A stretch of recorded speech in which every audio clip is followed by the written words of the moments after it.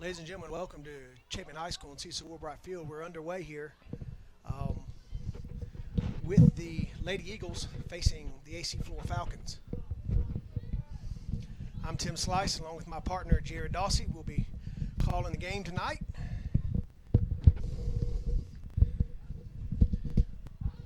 I'm getting right, Tim. I'm wrestling these headsets for the moment. Most people, if you come up here and watch us, it's a tremendous effort to try to set all this up. Scoreboard, announcing.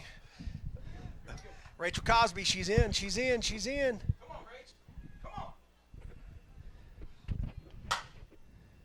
Ben Cosby doing the announcing. You'll hear him yelling in and out with his daughter Rachel, who was just on that play. Big game for the girls Friday night, Tim, against Dreer. That was a big win at home for them. Yes, it was. What was the final, 6-1 in that? 6-1, which sets up basically win one more region game, and the ladies will have secured the number one region in 4A in Region 5. Hopefully it'll happen tonight.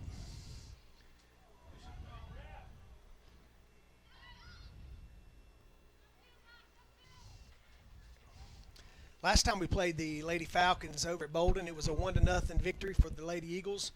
Small field. Captain Rachel Cosby went down probably about midway through. Team held on for a 1-0 victory. Kind of a reckless foul there by AC Flora in a dangerous place. Sarah Taylor looks like she's going to take it. So see if the Lady Eagles can make something happen right here, right off the bat.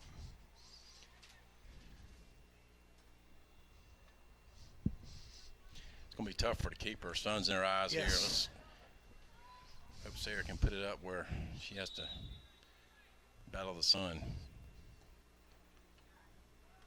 A little high. Encourage the folks at home to tweet at us at Chapin Sports Network, at Chapin Sports Net. Lucas Nash is manning the Twitter, and he'll be glad to we'll give you a shout out. Tell us where you're watching from. We've also got softball going on. They're playing the AC Flora also, and they can, I think, clinch the region tonight with a victory.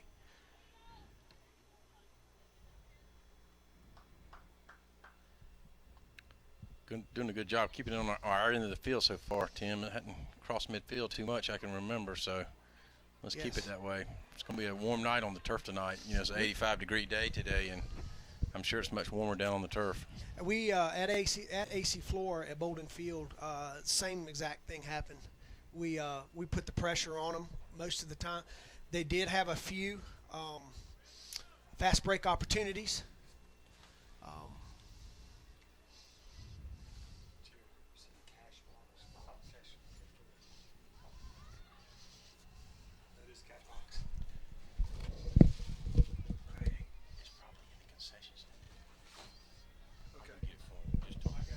Sally Slice with a little flick pass onto Sarah Taylor. Sarah Taylor chips it in. Trouble.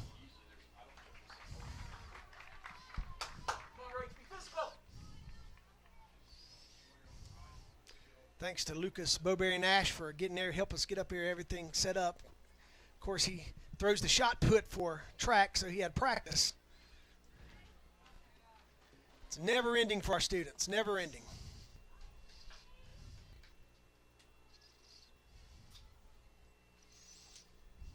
I think Dr. Ross said at one time he thought 80, maybe 75, 80% of our students do not go home after school. They've got something going on here, whether in schools, athletics.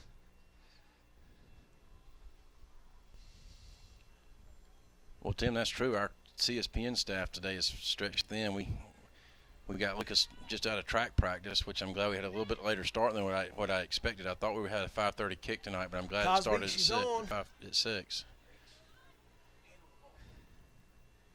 But we got our crew stretched over in softball. Our first corner kick for the night for the Eagles. Yes, we have them stretched everywhere tonight.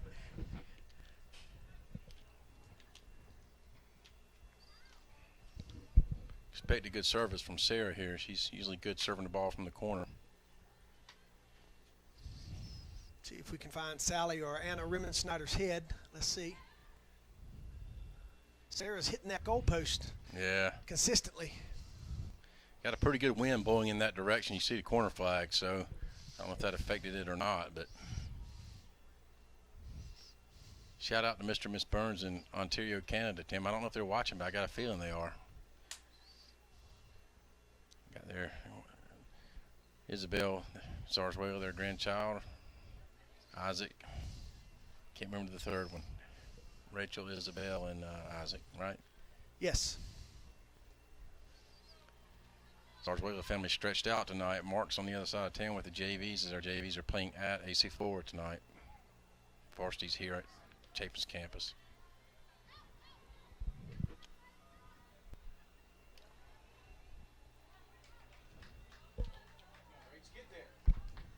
Chapin feeling their way.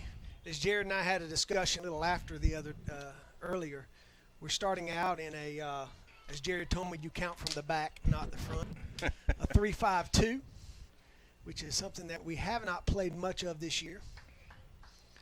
Put a little more pressure up top. Well, Coach Taylor's got three strong defenders, too. He's going to play with three, but he's playing Isabel and Schaefer and Rimmensnyder in the back, so those are three strong defenders, so he must think those three can handle their strikers. Oh. Ah.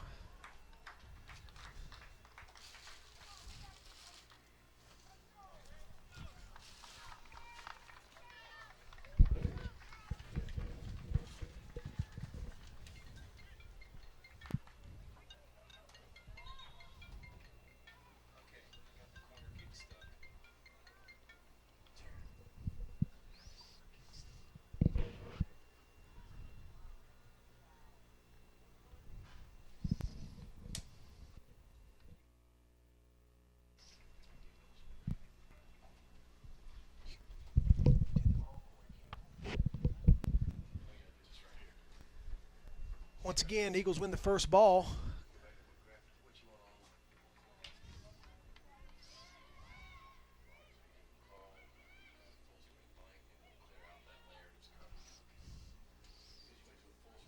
Big kick by the goalie for Flora. Of course, she's with the win.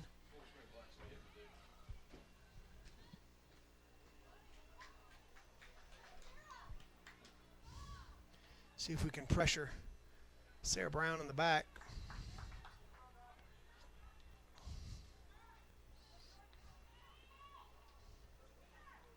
Oh, there it is. Oh, hit the post. Jordan Whiteside.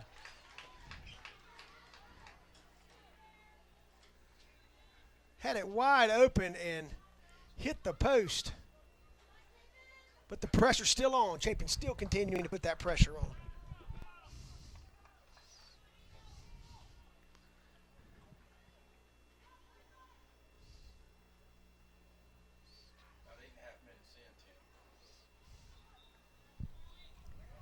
About 8.5 minutes in, so we're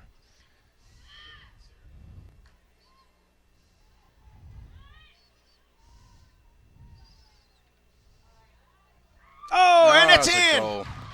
Nice shot. Kaylin Nelson on the goal for the Eagles.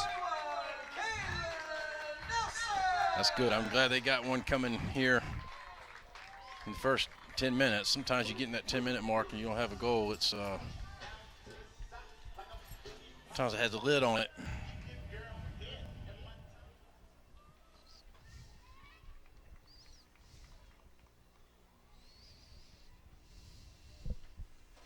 Here at Chapin, we try to do it right for the girls. Each girl has a goal song. Don't know really what that one was.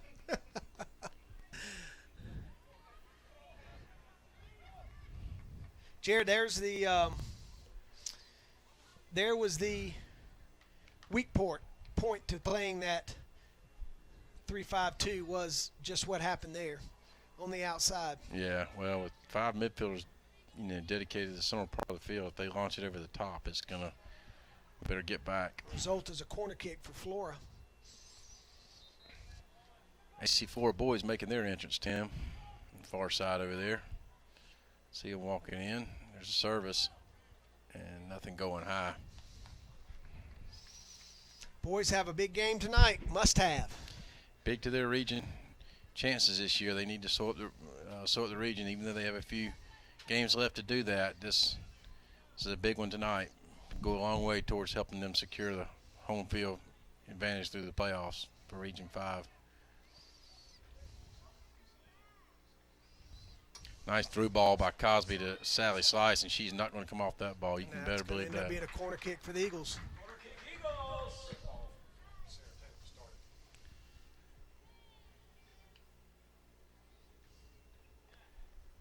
Sarah Taylor going to take another corner kick. It's already at least about 4, I think.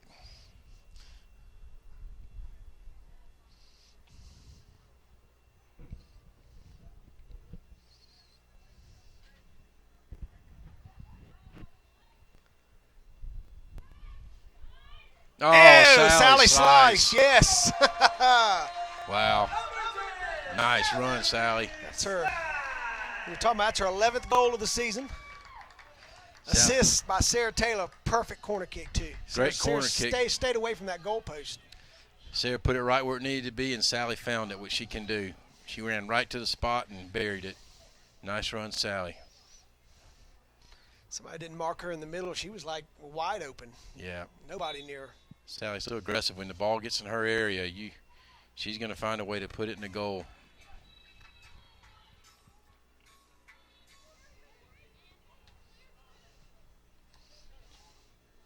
Since I'm announcing tonight, I'm hoping old Catfish Cosby over there is keeping my stats for me. That was the assist by Sarah Taylor.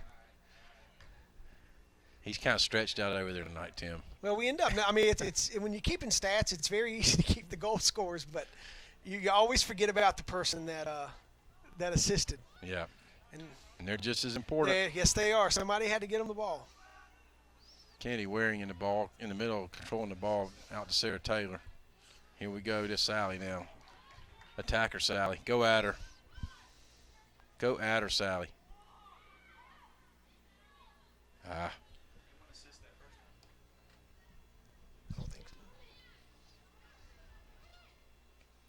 Nice step by Katie Arthur.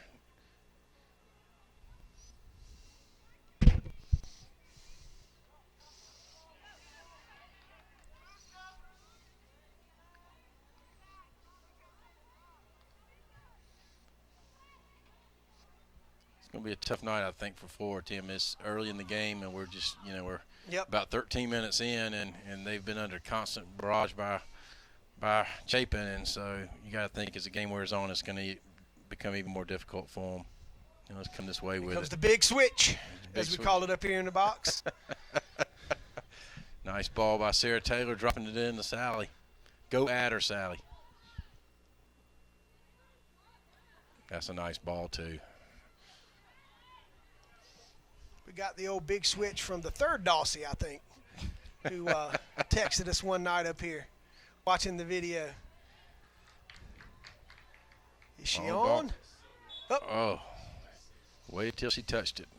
Stop being lazy, Cosby.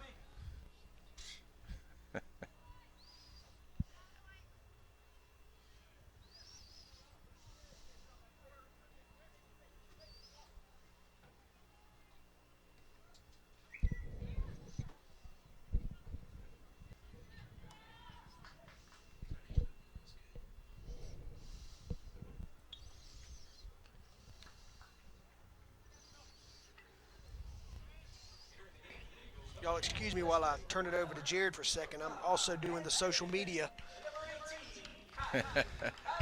Substitutions now for Chapin. Kylie Cosby coming in.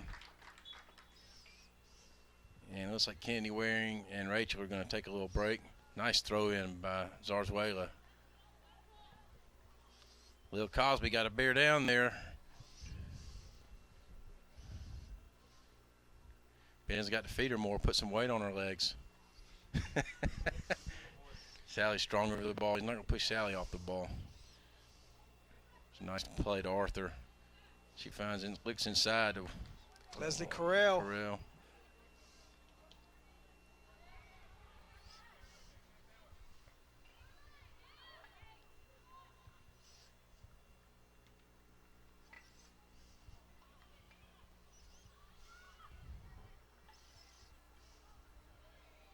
And we got to work back when the ball changes possession. We have to work back through the center. She's off. Referee didn't call it though. Maybe we'll get another.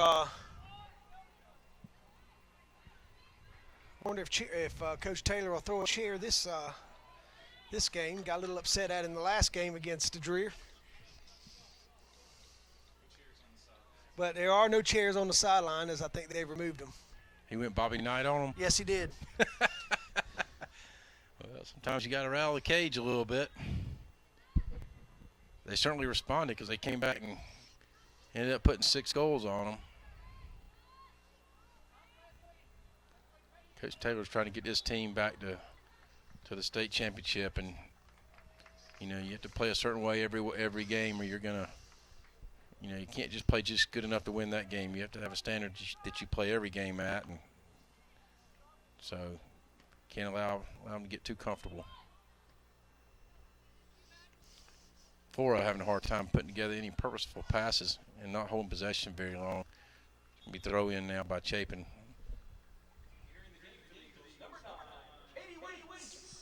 Katie Waits now entering for number 21. Is that Kaylin Nelson? Kaylin Nelson. Yeah.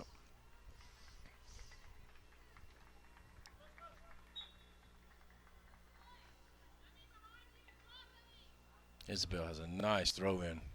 Lil Cosby now giving chase. Make her kick it off the end line. We got to throw in there. Let's try it again.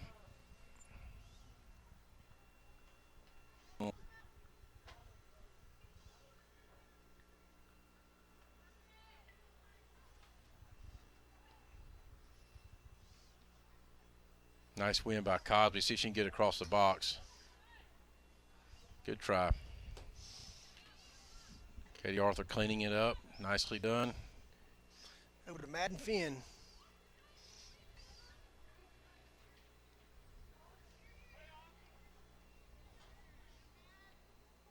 Good step by Schaefer. Now let's find a pass. That's the ball we have to avoid, is that where it turns over and then they play the one long ball over the top.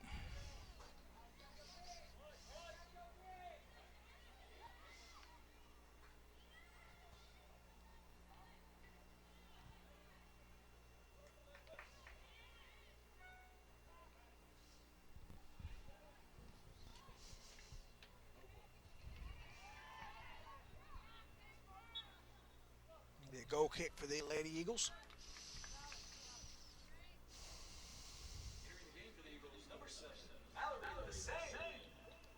Mallory Lassane in for the Eagles.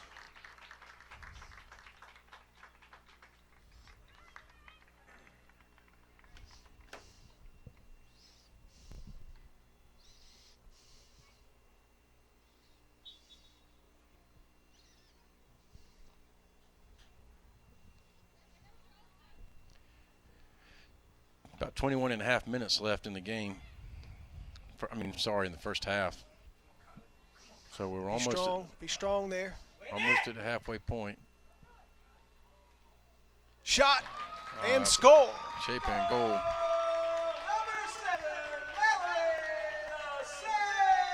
Mallory Lassane.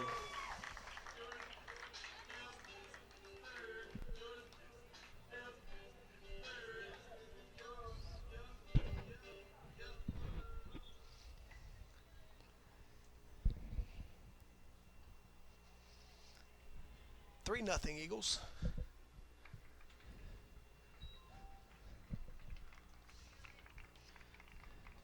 AC Flora making some substitutions, Tim. I don't have a roster, but looks like they're bringing 3 new players in. Right forward and a left back. Nice.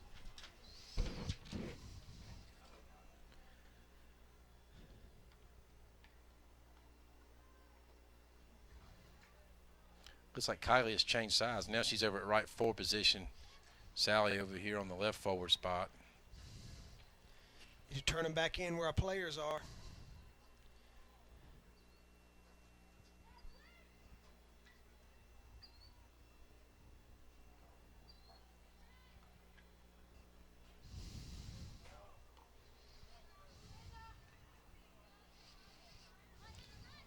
Thanks to Joey Cooper Martinez for up top filming the game for us tonight.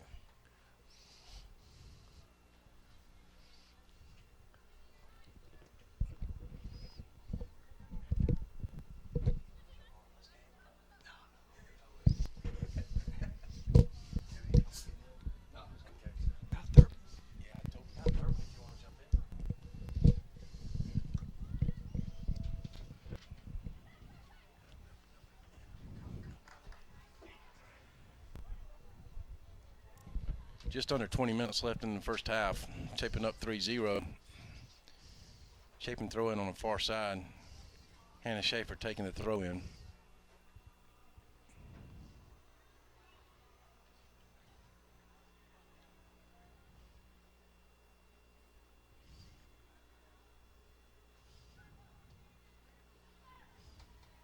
Ball played in by Katie Arthur, a little too strong all the way to the keeper, so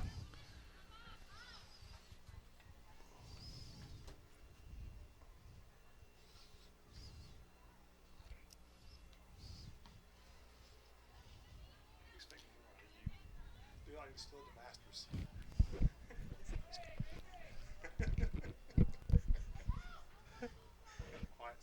we got a special guest in the press box tonight. Is going to give us some real soccer commentary. We've been faking our way through this thing so far this year, Tim, so we'll have some I know it. we're going to have some real analysis definitely tonight. Looking forward to it. I'm going to give him a few minutes back there to come up with his handle. I don't know what we're going to call him here. We've got to figure out what his handle is tonight. Shot by Madden Finn. Mallory Lassang with her third goal this year. Sally Slice with her 11th. And Kaylin Nelson with her fourth goal this year.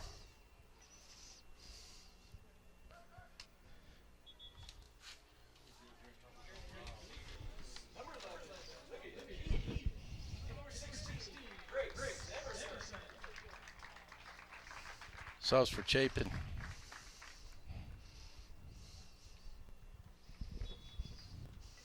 $17 and a half left in the first half to play, so Chapin in total control. Not a threatening attack by AC Flora yet. Yep. I like the way these past two games Chapin has been on the attack. It has not been backs against the wall. They have been putting the pressure both on Dreer and Flora. Just need to get a hold of it a little bit here.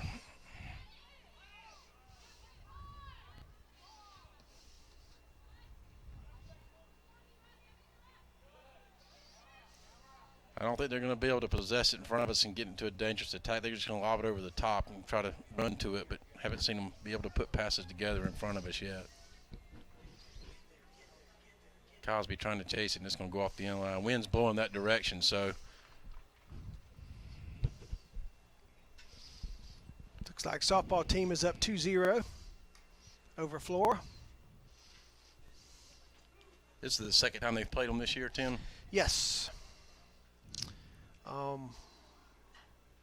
Not many teams in our region a match for our softball team there. Usually all the teams play on the same night, but here tonight the baseball team is not playing for. They played their series within a week. Yeah, I think they're at Orangeburg Wilkinson tonight. Okay. Still have to have shutouts. It goes head-to-head with Flora, which both of them split. Then they go by the amount of runs scored against. Both of them won by 5. So then it goes to runs given up in conference play. So they have to continue to shut these teams out. Yeah. Got to finish strong in the home stretch.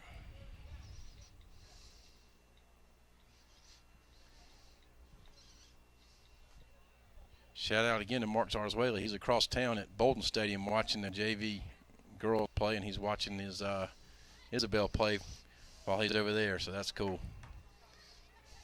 Mission in box tonight, Mark. Snyder cleans it up, back to Schaefer. Keep us updated over there what's going on at Bolden too, Mark.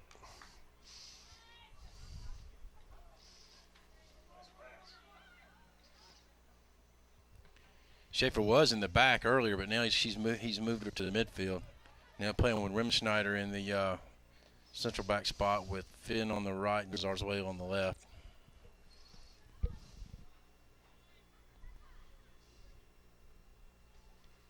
Nice ball in. Tough ball there. So we need to get some shots going at her early in the rest of this half. If she's got the sun in her eyes and wind at our backs, we need to get a few more.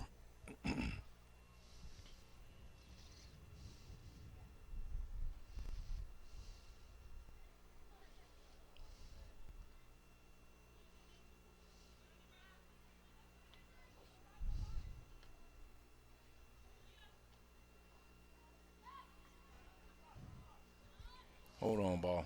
Nope, not going to catch it going that direction.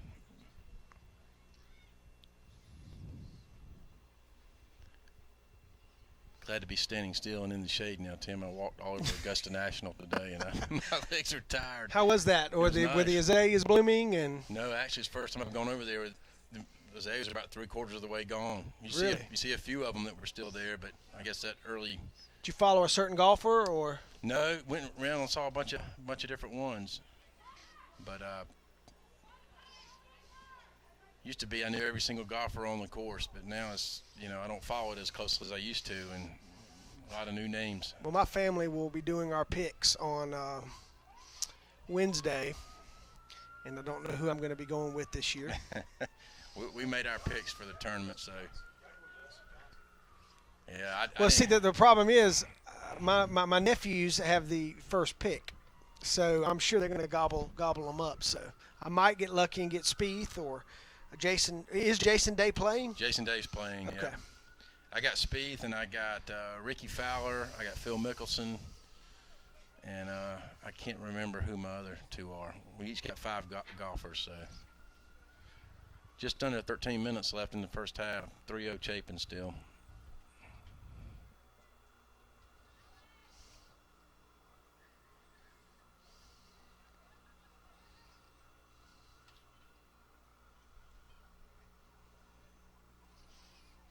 Get the ball on the ground and let's pass it.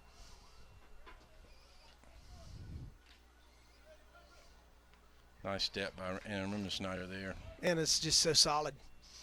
Solid all year in the back. In fact, our one of our 2 losses to JL Man, we did not have Anna in the back. Might have made a difference, but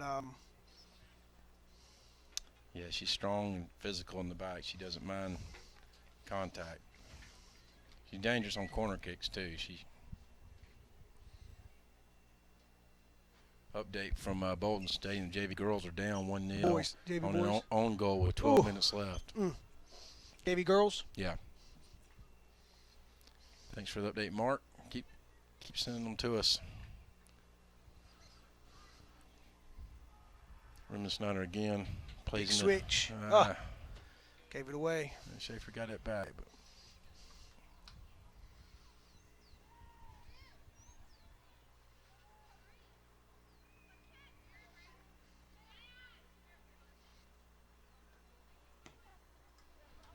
home play in by Rimman Schneider, and it's a foot race now. Goalie's going to get it though.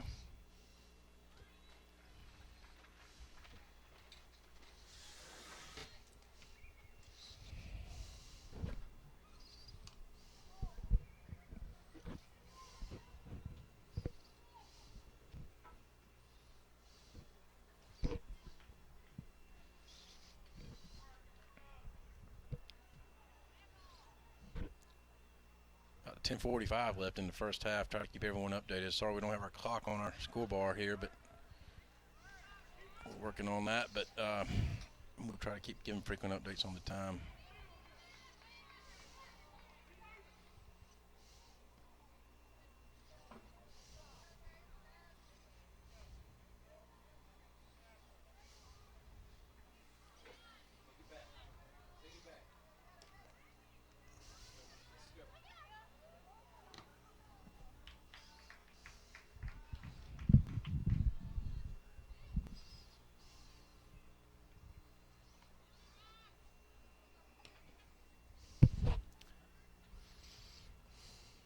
Don't see a lot of intentional passing going on by AC Flora. Just put a few passes together.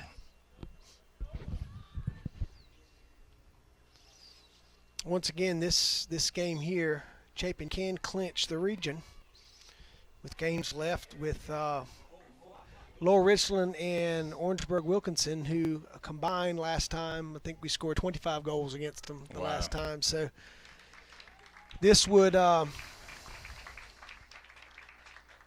clinch it for the Lady Eagles. Massive substitutions now for the Looks like our starters are girls. back in. Yep.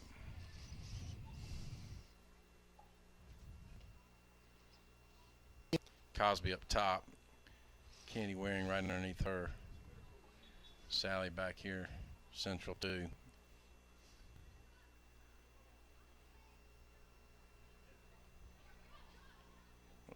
Almost.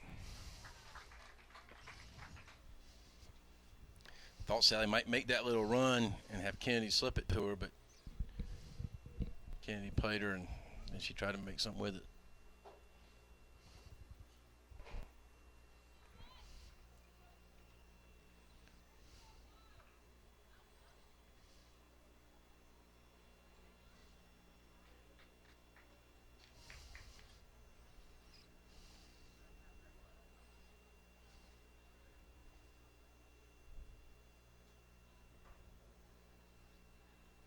We have baseball tomorrow night, Tim. I think our Chapin Varsity boys will be home playing Camden. That's scheduled to be broadcast tomorrow. That's always a good one. Good match between those two teams. No longer in the region, but still good quality competition for both teams to play. Lucas Nash will be bringing us the action and commentating it, along with, I don't know, maybe you, Tim. Are you going to call the baseball game tomorrow night? You know, I might. It just depends. Well, we hope we get a baseball game in tomorrow. We don't know about the weather still.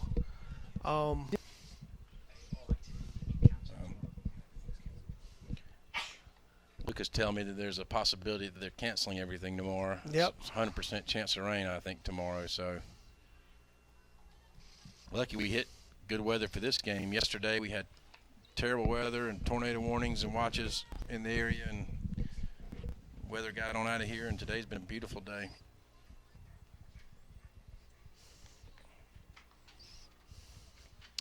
It's one thing nice about the turf, Tim. Some places with the amount of rain we had last night, I don't know how much we got, but it was a lot. Just by looking at the standing water in yards and in ditches. If we have a grass field, it might not be a very good track tonight, but with the turf, it's no issue.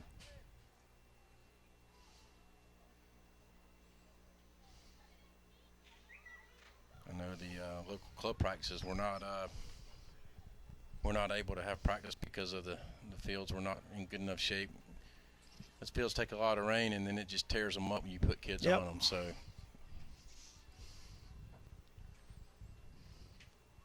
shout out to Dick Hiller, who's watching us tonight.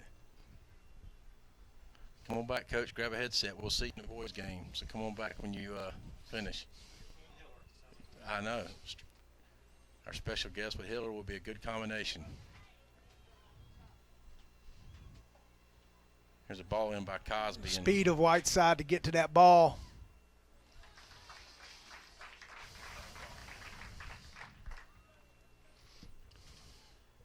Right at the 6-minute mark. Tell Coach Hiller to send us updates on the JV boys as they're playing and let us know how they're doing. His son West, forward on that team.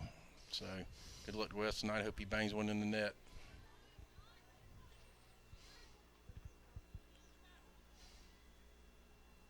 Come on, let's fight for it. Let's go. Let's stay with it. Off of us, I think, right?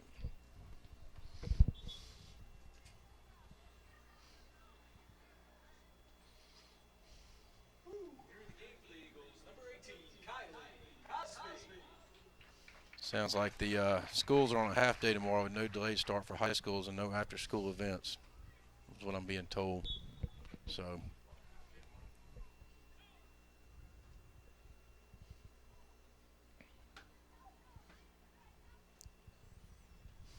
ball now to Arthur, and she bangs it in and over the top. And let's see if Cosby, little Cosby just came over. He must have just switched her, Just right? just brought her in for Grace Emerson.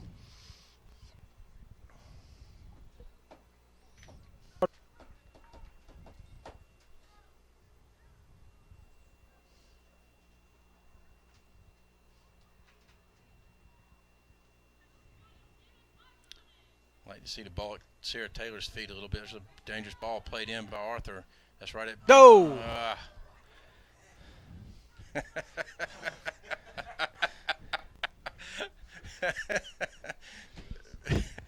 Oh, Ben Cosby over there Catfish Cosby is just had the desperation cobra pose. taking both hands off the top of his head. And she had a wide open shot. Here she goes again. It won't be. Not sure what we were trying to do there. She was just trying to get it across. Thought at first it was a shot, but it was. Somebody's got to run onto that. Step, Katie. Step.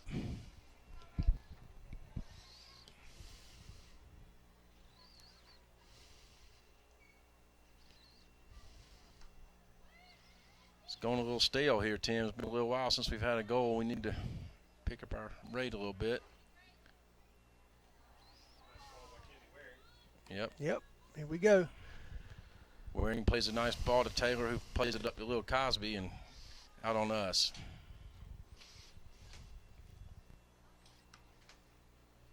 Nice win by Arthur, but now we got to get a hold of it.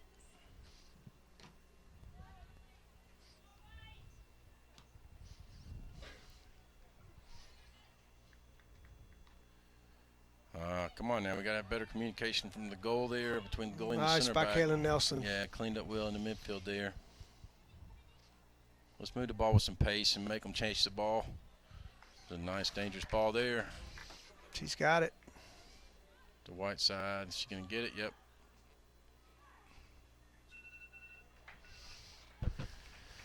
Under 3 now, Tim. We'll stop the play clock. Will stop at 2, and they'll keep it on the field. So when we get down to that mark.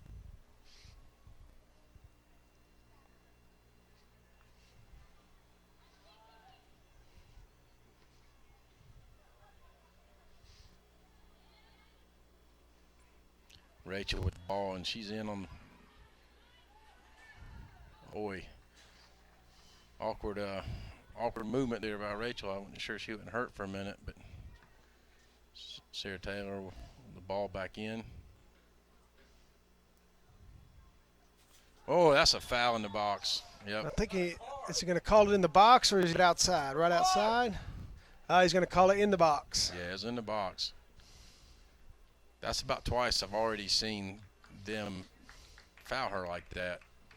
Early in the game, they fouled her like that. So obviously, their mindset is to bang her a little bit tonight. Senior captain Kennedy Waring going to take the penalty kick.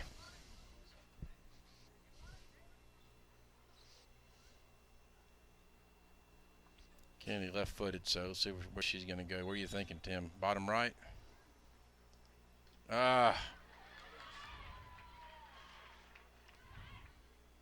Oh, really? You called it. Goalie called it too. Yes.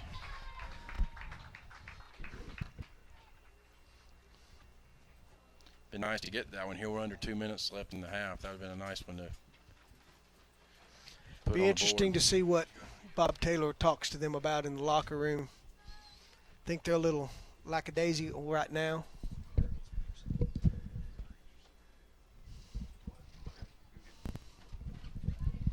With that 3-0 lead.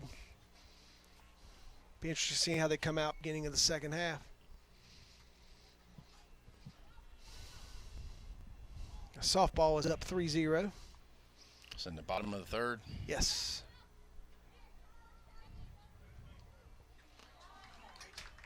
It's going to run like a scalded dog. And it's off the end. I don't know if a healthy Rachel could have got that one, but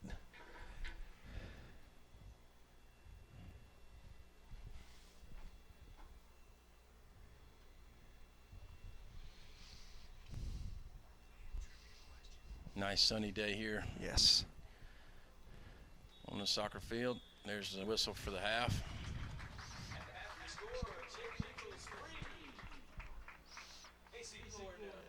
Tim will take a short break and be back with the game here probably in about 5 or 10 minutes. Okay.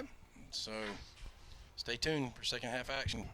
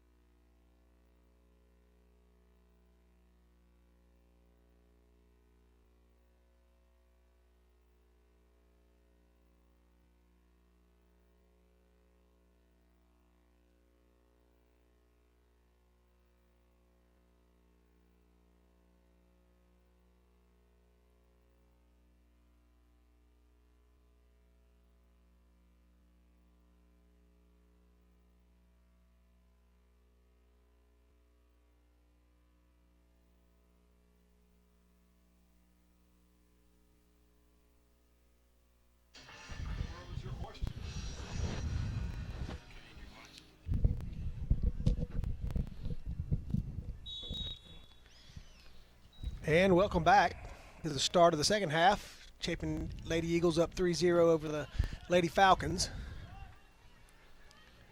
3-0 lead here, Tim. Special guest joining us now for the remainder of the girls' game, and we'll carry it through to the boys' game. Rob Strickland, currently Director of Competitive Soccer at South Carolina United FC, state's largest youth soccer club. He's originally from Hull, England, came to USA in 1998 to play college soccer at Lander. In England, played for Sheffield United, and currently lives in Chapin with his wife Angela and children Finn and, is it Vivi? Vivi, yes. Vivi, okay. He also works in the wealth management division of First Citizens Bank, so we're honored and pleased to have Rob with us tonight. Rob, thank you for joining us. Pleasure to be here.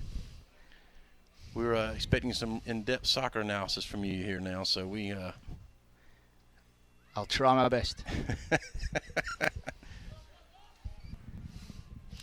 Rob, I think almost every single one of these girls out here, probably for AC Flora too, have played for South Carolina United.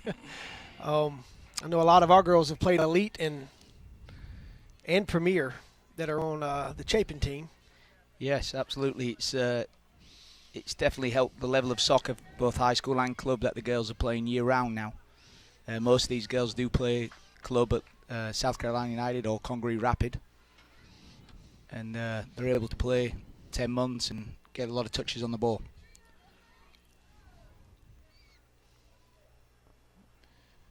Out on us now, AC Flora. I tell you, they're not minding being physical with Rachel tonight. She better bring a little bit to the challenges, because looks like that's definitely part of their strategies to get physical with her.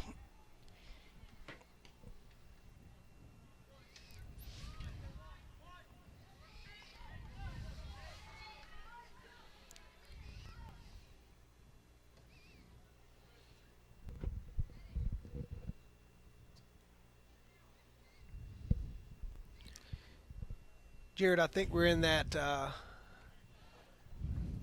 3-5-2 that we were talking about. Well, it looks like he has Remy Schneider central with Zarzuela at left back and Hannah Schaefer at right back. And then through the midfield, Katie Arthur is at the holding spot. Kaylin Nelson. Who else do you see there, Tim? Sarah Taylor looks like she's at left mid. Rachel and Sally up top. Yes.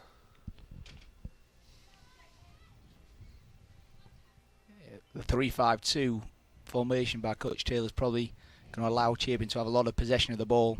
Looks like it's a different style of play between AC Flora and Chapin. Chapin wanting to get the ball down and pass it, and AC Flora looking to use the counter-attack.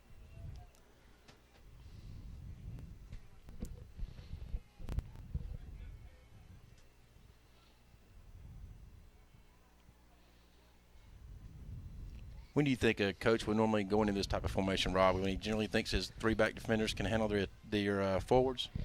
Yeah, I think so. I think when the favourite for the game, or the team that feels like they'll have a lot of possession, they can afford to just play with three at the back and have a five-man midfield, and they'll feel like they'll have a lot of control of the possession. Mm-hmm. It does not look like AC Flora has a lot of speed up front as well, so that will allow those defenders to cover the space. And I know that the Chapin defenders are all very experienced and have some speed back there, so they probably feel comfortable with it. Nice come out by Esposito there to play the ball, and Chapin with a throw in. Isabel Zarzuela can come forward from the left back spot to throw this in. She has a nice throw in. Let's get one in there tight.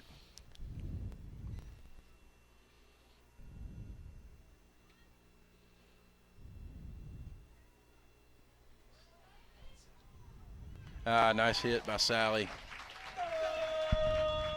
Nice play by Rachel Cosby there. Yeah, that was a great finish there. Sally strong over the ball and a good finisher. Can't overlook the play by Rachel Cosby. Yes, The ball went in Rachel's definitely. feet, and then Rachel slid it right over to Sally, and she finished it. Once again, I'm hoping Ben Catfish will keeping those stats over there. He's got multi-talents. His wife, Stacy, is actually, she's listening, actually. She's supposed to be working. at the USC baseball game tonight. Hold that thought, Tim. Let me call Mark Slice and tell him that Stacy's not doing her job right now. The SEC network has gone black on the television and Stacy's watching our game.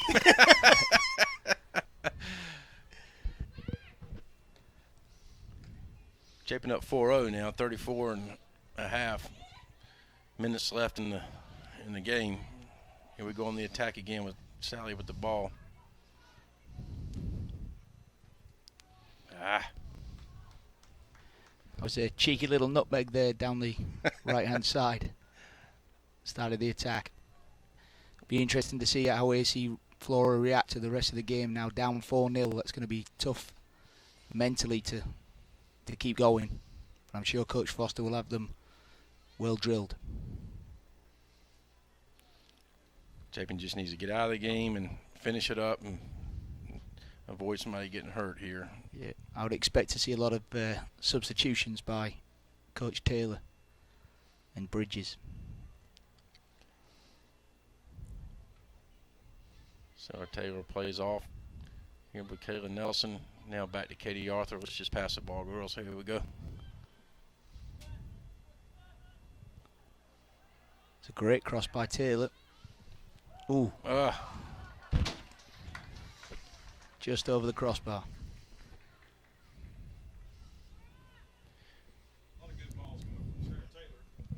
Yep.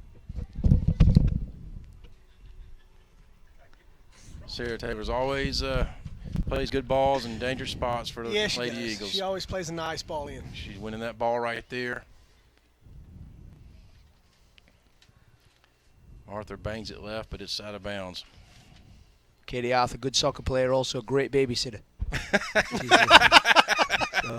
Very, very conscientious young lady. Does a great job for Finn and Vivi when she's babysitting at my house. Oh, that's nice.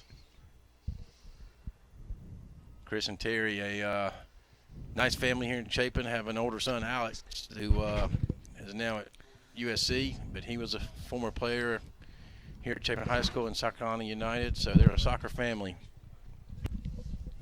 Now Katie, on the club side, plays for, is it the 99 Elite that she's on? Yeah, she plays for the 99 Elite, one of the top-ranked teams in the U18 division in the country. Wow. I believe there's already 9 commitments to Division 1 soccer from that team, with a team that's made up mainly of juniors. Katie Arthur being one of them. Sarah Taylor's another on the Chapin squad. Anna Remensider is another one also. And that team is coached by, that's Tomas's team, Rob? Yes, Tomas the Torpedo Klasinski, as he's known around town.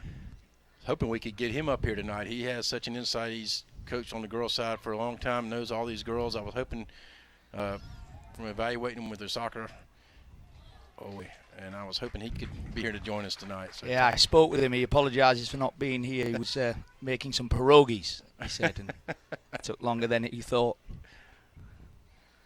We could have charged some really high admission tonight if we'd had that lined up. Arthur on the ball again.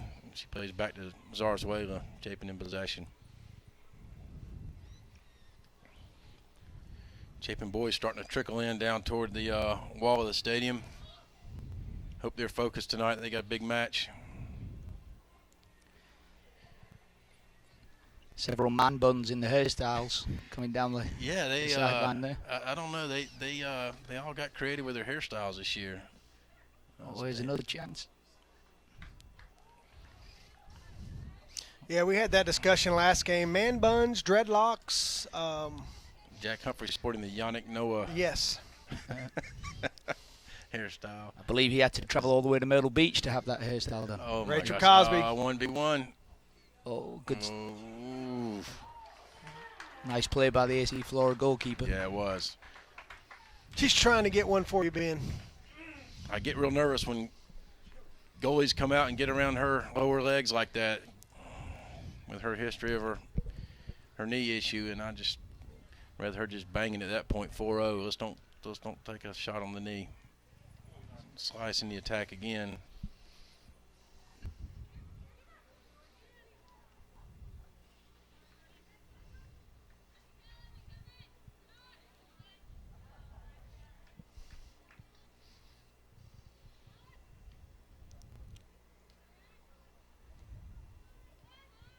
Nice series of passing here from Chapin. Yeah, it was one of their better sequences. There's a nice ball through. Almost.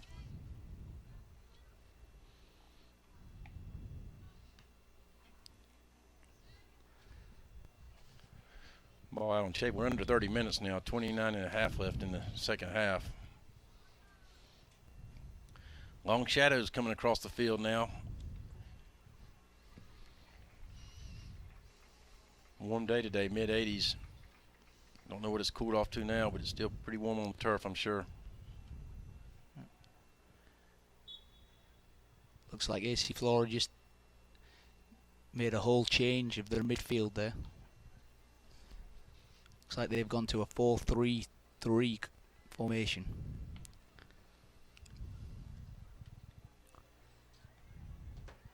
Sarah Taylor with a nice win there. Here we go again. Just like to see us move it quickly a little bit here. And Kaylin Nelson with the ball at her feet. Looking for somebody to move off the ball. Turns over.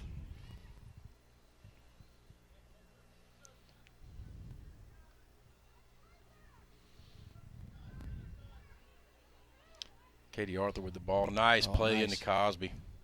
Just hit it, Rach.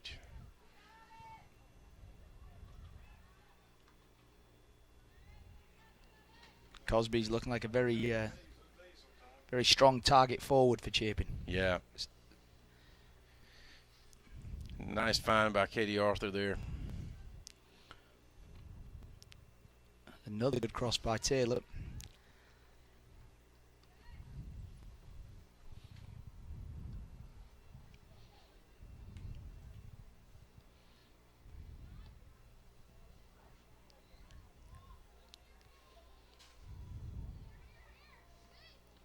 Trying to play into the right space here by Sally, but the forward had not made a run yet, so Chapin still with the throw in. Kaylin Nelson throwing it in here.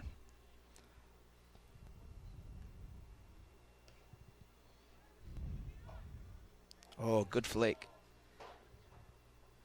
That was good play by Taylor. Chapin with another throw in. Must be a magnet on the left side of the field over there or something. The ball's staying over there a lot. Could have been a handball there. What in the world is that going on there? A little bit of wrestling there by Cosby. I think, yeah, Coach Taylor's got little Cosby at the sideline. I think he's pulling Rachel. She looks tired.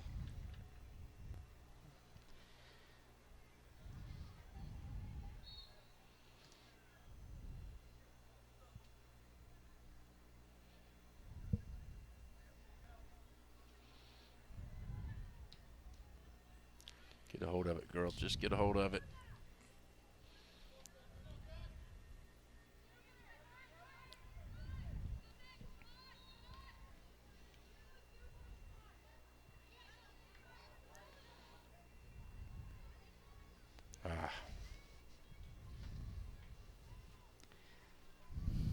Still at 4-0, 26 minutes left in the game.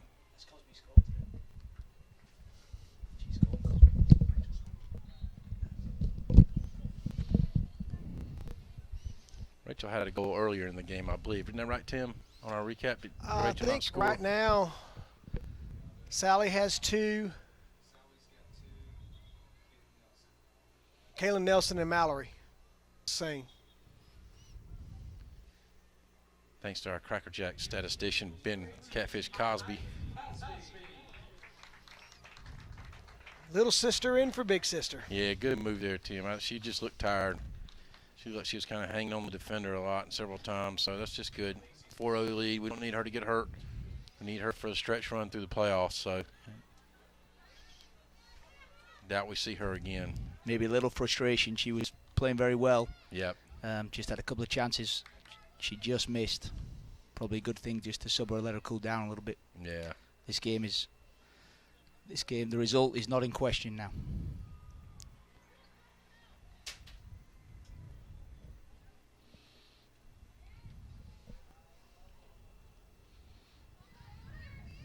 Nice run by Sally Slice. Just ball didn't get through there.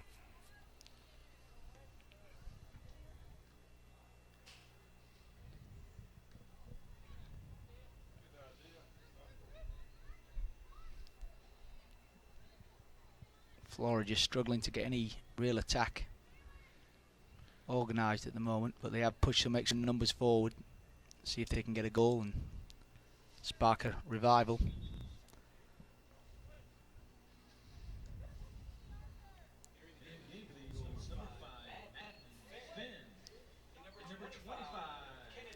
So Coach Taylor entering Kenny Waring for Katie Arthur. So Waring will go in the midfield. Puts in Madden Finn for defender Hannah Schaefer at the right back. Taylor with a nice run across the middle, and the ball into Sally. Oh, just hit it. Yep. One too many. Yeah. Little touch there.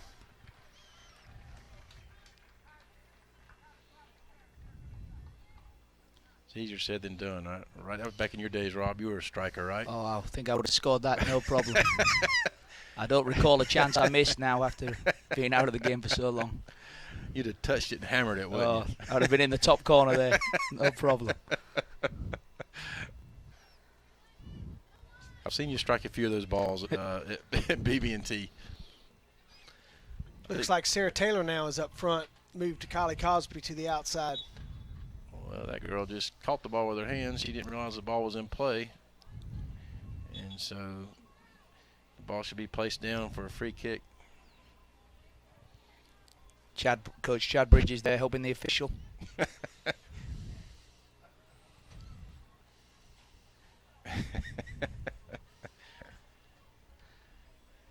I have the honour of coaching U8 with Chad Bridges, and he always likes to help the official.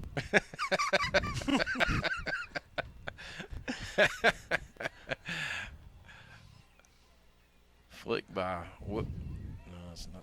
Katie Waits. Katie Waits, yeah, number 9. I'm going to say Candy Waring, but it's Katie Waits. Although I must admit that I have had some altercations with officials in my career as well. So No, not you, Rob. that's not a slight on Chad. I thought you took snacks to him and stuff.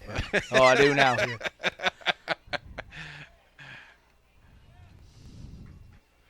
Sally Slice bearing down. Oh, good Nice cross. ball. Somebody run on and bang it. Sally Slice with the heart of a lion. She is not going to give up on a ball. She's going to work hard, and she is going to win it.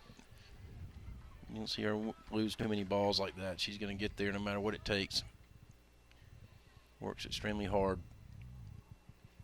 Zarzuela throwing in now.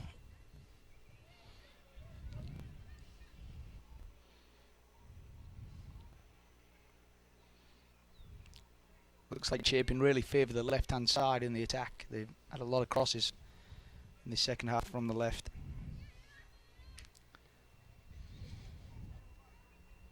Oh, almost went through. Let's get a little width there, girls. There we go. Touching the serve, huh, Rob? Yep. Sarah Taylor. Oh, that's going to be a goal here. Yes.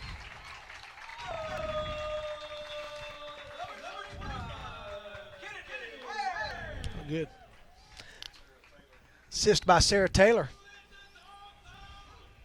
That was a very composed finish there. Yeah, it was a nice finish. It sure was. We're now at just under 21 minutes left in the game. Ben Cosby's letting the dogs out over there, and it's 5-0 Chapin.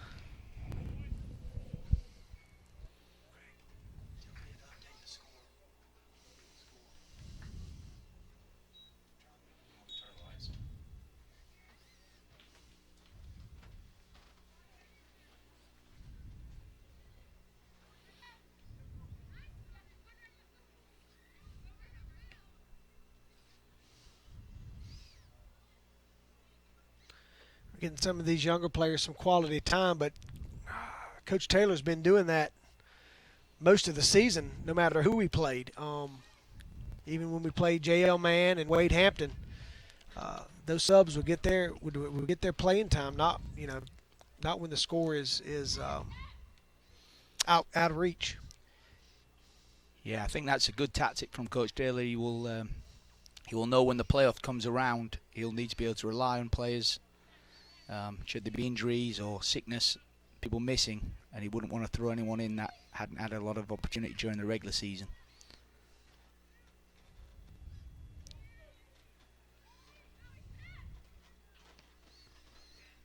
And the young ones have really stepped up. Kylie Cosby, freshman. I think she's third in goals on this team. Mallory Lassane. Yeah, it's a really hotbed of soccer, the Irmo, Ballantine, Dutch Fork area, especially in these last few years. And I know there's a lot of good young players in the middle schools and even the elementary schools that are all zoned to come to this district. That'll probably mean Chapin will have a strong future, both boys and girls soccer. Yeah, I think the one thing that might be hurting our young ones now is cheerleading. Oh, that's huge here at this school, and some make a choice. Some do both, but some make a choice to just do cheer or just do soccer. And yeah.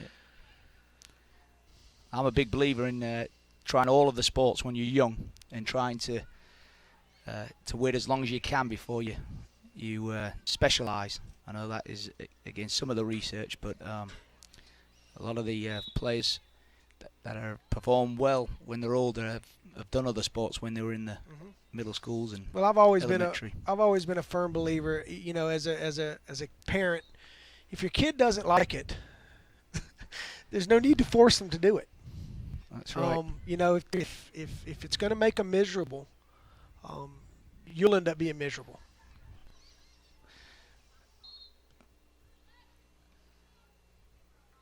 Yeah, I know my son is he's liking to try all the sports, and being from England, I didn't know anything about baseball or American football, but I've really learned to love them, and really actually baseball is what he likes the most, and I've enjoyed learning that game. I actually have a family that lives in my neighborhood in the cul-de-sac. They play cricket. Oh, yes. I played cricket all my life. I enjoyed it. I might have to come round to your cul-de-sac. It's very interesting. I do like watching it on TV. It's a very interesting sport. Well, I was actually in Lexington a couple of weeks ago, and there is a league that plays out at Lexington on a Sunday morning at Gibson Road.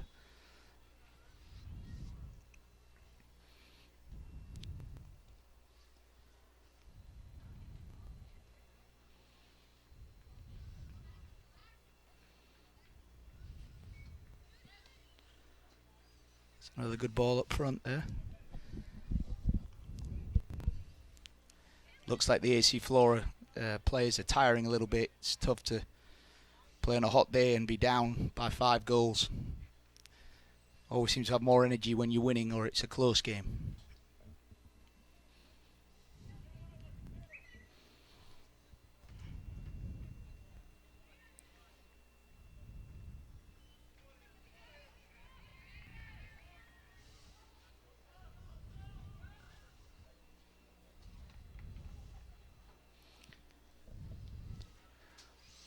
Looks like we've got some viewers in Myrtle Beach tonight.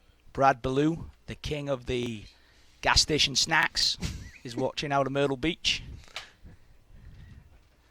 If you need a good snack, Brad Ballou is the guy to see. Yeah, and give out our trivia question was on Jordan Dawsey, last year graduate of Chapin High School, playing for Western Carolina. They are playing UNC Asheville tonight. Craig, is that in Cullowhee or in Asheville?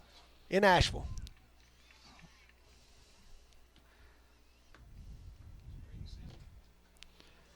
I'm sure that'll be a nice place to play in Asheville tonight. It'll be perfect soccer weather. Nice place to play your soccer.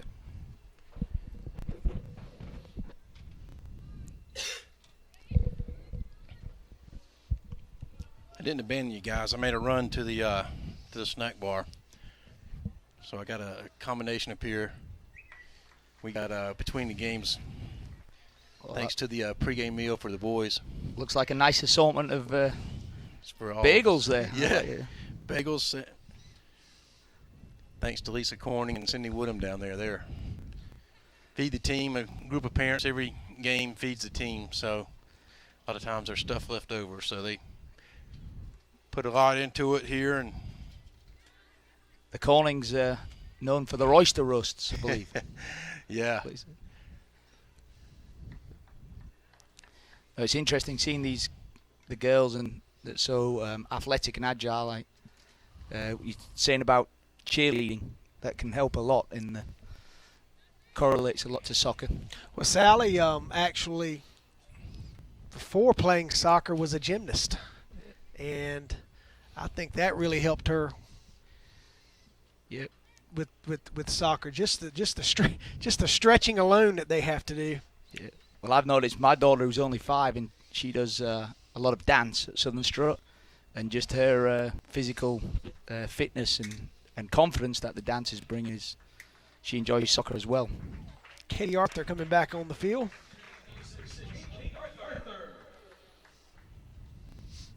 Under 14 minutes now left in the match. Still 5-0 Chapin.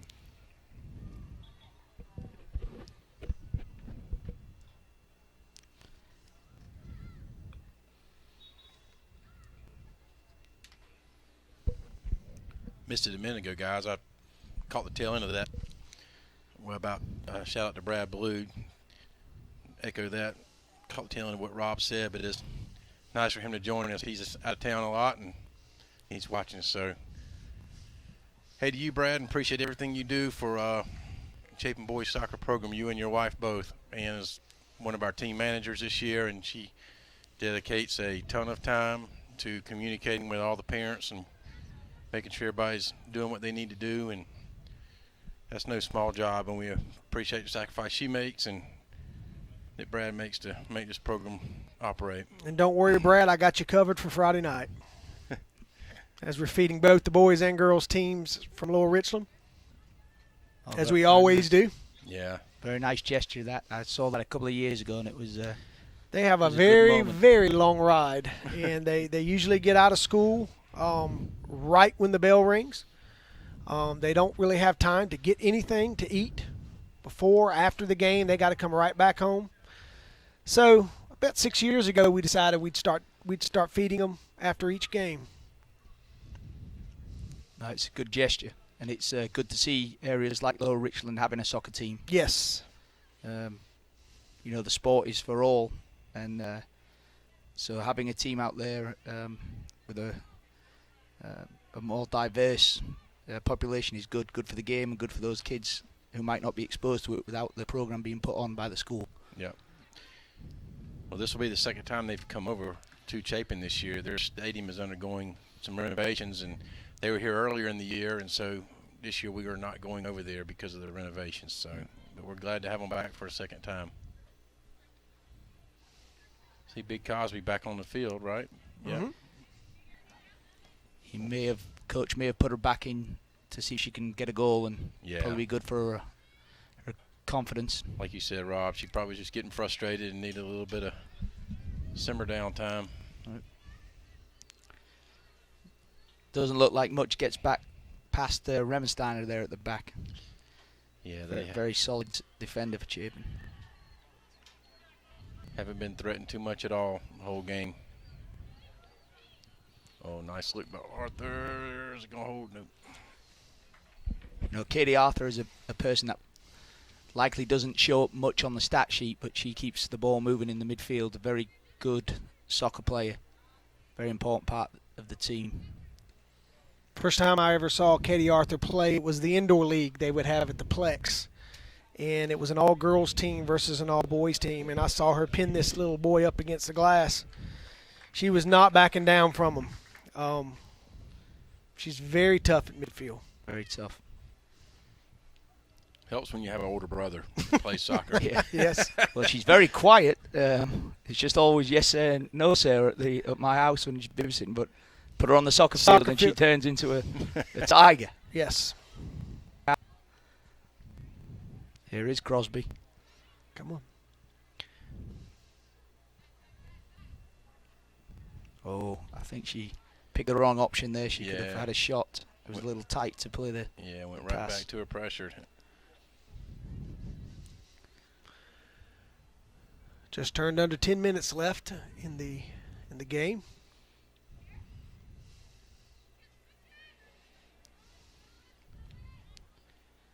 I know we're picking up a few more viewers as the game goes on. David Kenga, a former professional player from Charleston Battery, is watching. He also coaches club soccer at South Carolina United. Welcome, David, to the feed. Goals two by Sally Slice, one by Mallory Lassane, Kennedy Waring, and the first one, Kaylin Nelson scored. Those are our goal scorers so far for tonight. And Chapin is not drawing back. They're looking for more. Isabel Zarzuela on this corner kick. She also serves a nice ball.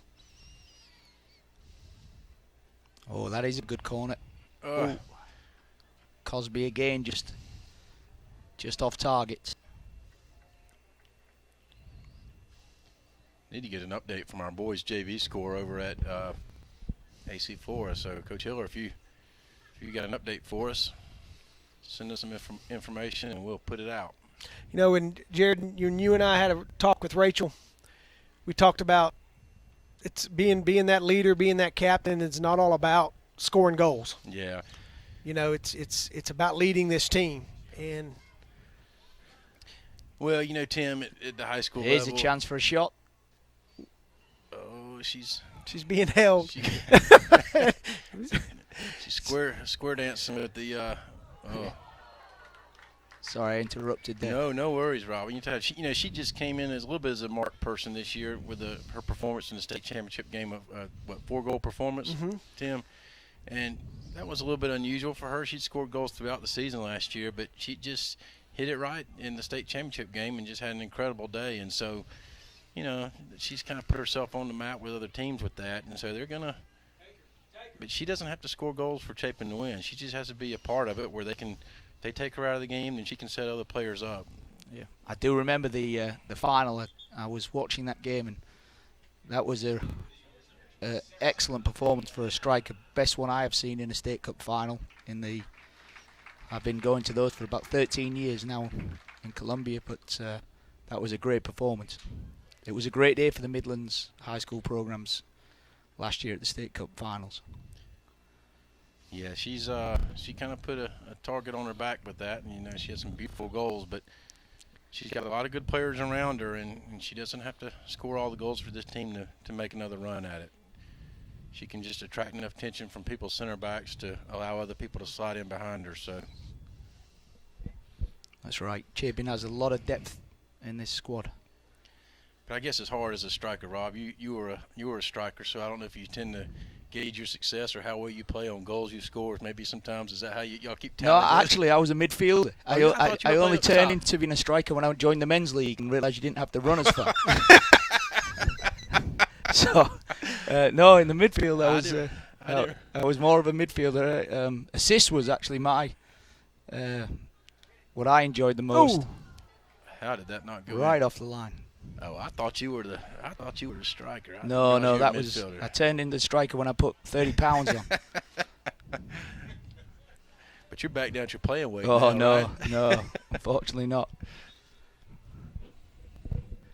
It catches up with us.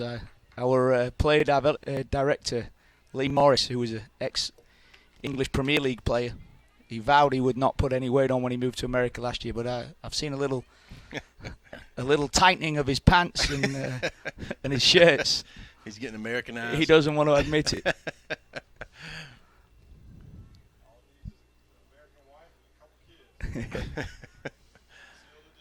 We need to get Lee to come up and call a game here with you guys. We understand he was busy tonight, but I hope he's watching. But look forward to having him. Lee, you have an open invitation to come call a game with us. Such as his stature that I think you have to go through his agent before you can to find out if he's available. Oh, here's another chance. Made it through. We're getting around 5 minutes left in the match, so still 5-0 Chapin.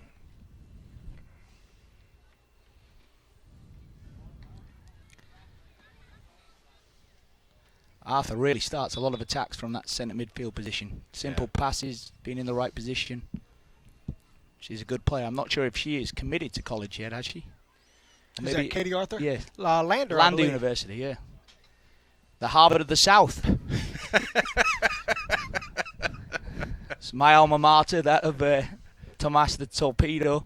In fact, we have several coaches on the in the high school scene and the club scene that have come through Lander. The men's coach, Van Taylor, just retired last year after 32 years at the helm. And Chris Eyre, who's actually a Dutch Fork graduate, is the women's coach at Lander. So there's a lot of connections to the Midlands. The mighty Bearcats. I know this past season we've had several players from South Carolina United that went to Lander and played. Emily Germstead. Yes. And Kelsey Gard, yeah. Mary Jordan Hillers played there, I think, as well. That's right. Those 3 girls out of Dutch Fork High School. Yeah.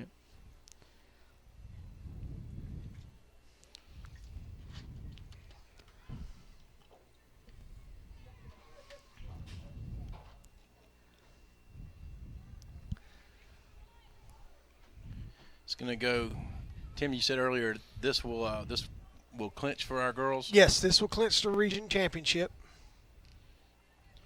This is huge when you get in the playoffs and you clinch home field advantage, because it's home field advantage in Region 5 throughout the playoffs. Throughout correct? the playoffs, yes. That's a huge advantage. Big advantage. Where are the championships being played this year? We don't know yet. No, it's not. I don't think they've been announced yet. I think they need to be played here. I do know that the lacrosse championships are being held here. Oh. Last year those games were held at Irmo High School. Yeah, there was a good attendance at Irma High School, best Yeah. I'd seen in a number of years for the championships. I know it helped that there was a lot of Midland schools That's right. involved, which was good for their fan bases. It was a great atmosphere to play soccer in. Credit to the AC Flora girls, they've not given up.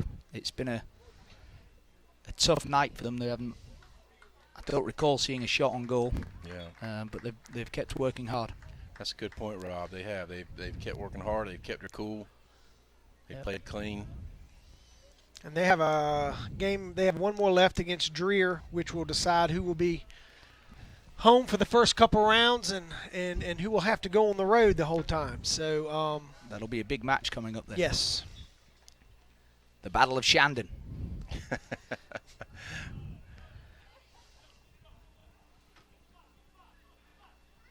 saw last night in the state newspaper that the Dreer High School stadium was rejected again. So Yeah, I read a little bit about that. I guess maybe in the day before. So they're just trying to work out the kinks with. nice. Oh, nice ball across. Yeah, you know the houses right across over here are Southwood Independent Living. They don't seem to have a problem with the lights, the noise. That's actually a senior living houses. They enjoy the lights. They go outside and their streets are lit up for a night walk. right. They when we do have some fireworks off campus, you know, we have softball has. They love the fireworks. They love to hear the music. They love the light for the safe reasons, you know. Oh, unfortunate there. Yeah, tough An own goal. Oh no, I think it's been ruled out for offside. Rachel must have been telling the AR that he made a great call. Isn't that what she's telling the AR? I think so. Yeah. I don't.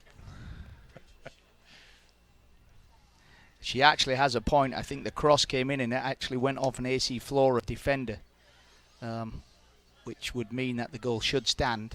But it looks like the referee has overruled it. Won't make any impact on the final result.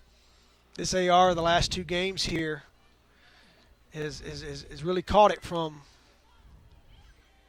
Chapin. Oh, shot across. That's a good save. Well, you know, there's the final whistle. There's your final whistle, Chapin. 5-0 on the victory. Well, guys, the boys are taking the field, and we'll be warming up here. I don't know how long before we'll have kickoff. I imagine probably about 15 minutes. So we'll take a little break and hydrate, and be back with the broadcast for the boys' game.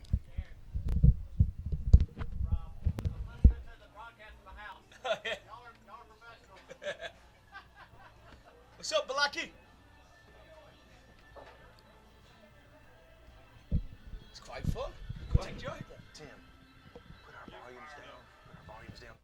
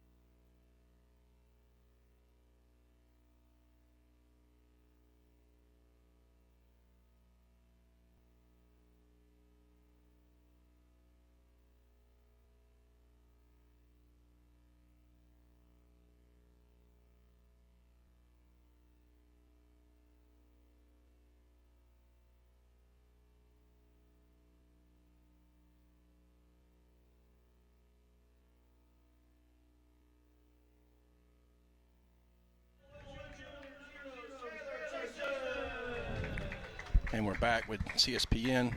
Starting lineups for Chapin now being introduced. We'll go to the PA announcer.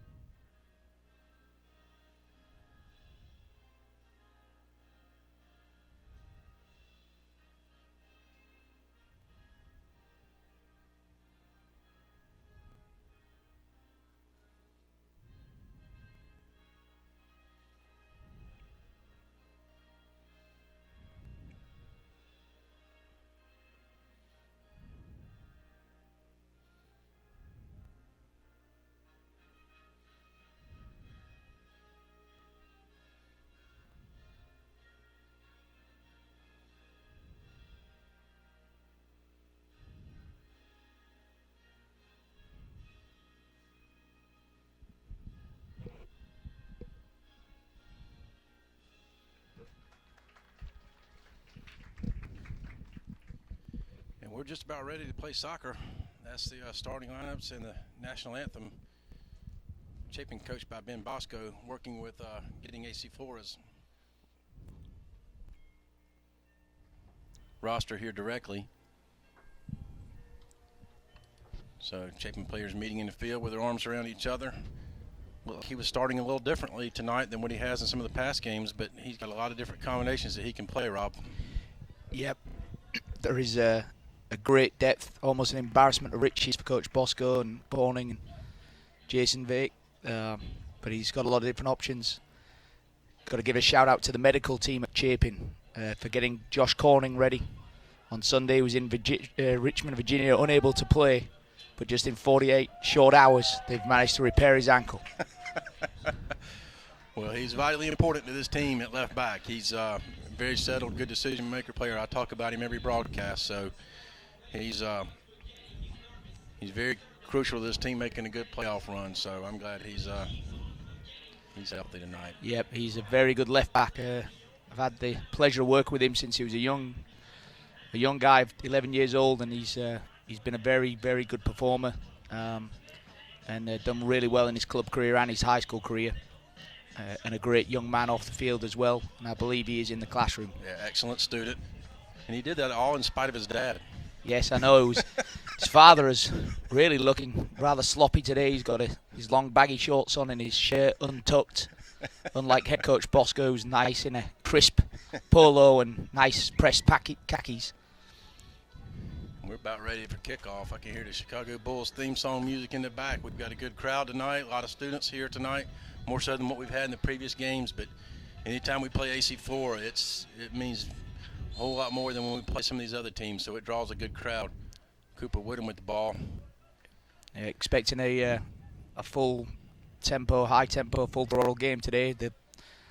The last two state champions for the classifications, I believe, AC Flora in 2015 and Chapin in 16. That's right. And I know you're very familiar with a lot of the players on AC Flora as well, too, Rob. I know Parker Stokes is sitting out there in the center of that field, and he's one of your players also. Yeah, Parker Stokes plays alongside the Humphreys boys and Colin Harris, Josh Corning, and Cub Wood and Tanner Martin, and a lot of the other guys, Andrew Gallagher, that play in the elite teams at South Carolina United. Stokes was a teammate of Harris and Humphreys and Corning this weekend at the Jefferson Cup, but he'll be their enemy tonight. The long ball played over. Looks like Chapin starting with Jack Humphreys in the back on the right center back with Charles Anderson to his left.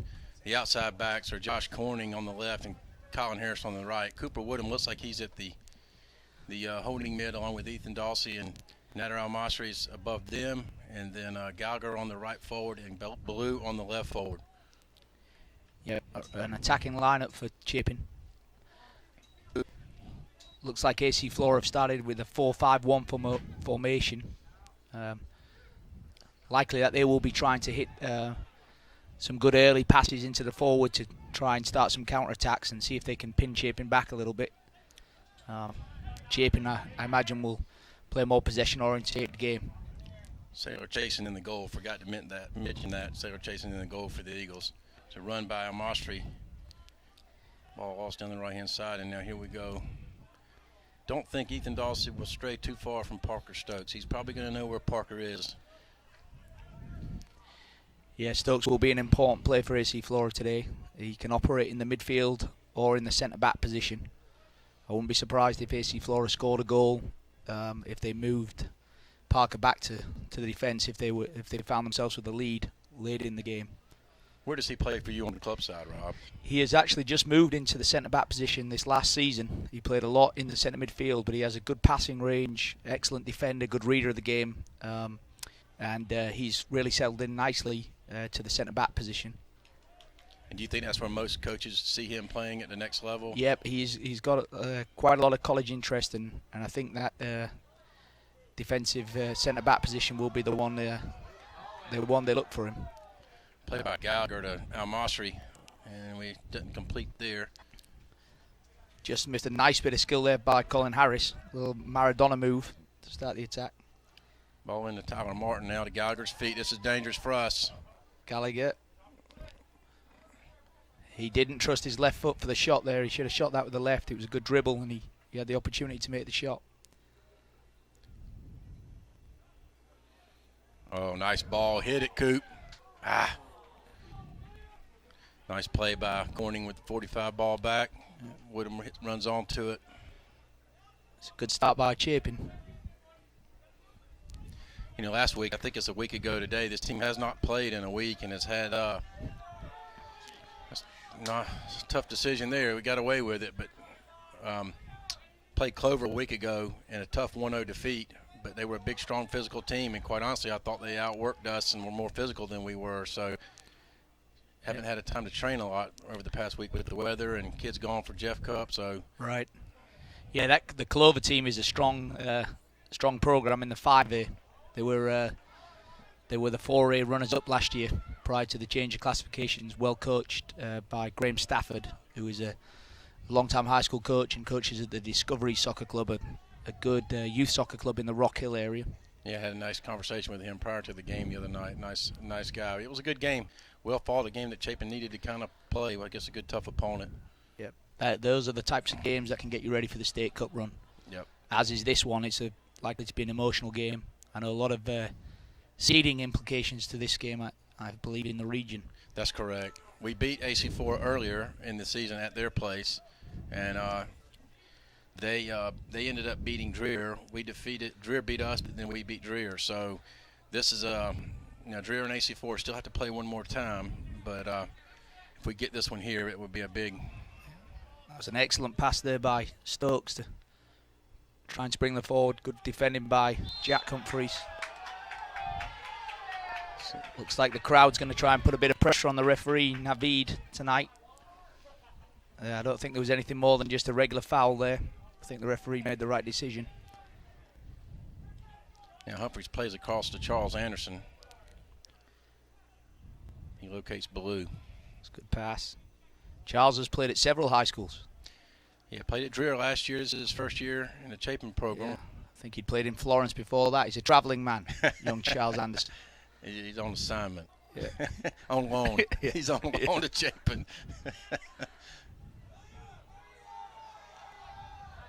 Nice pressure by Gallagher there.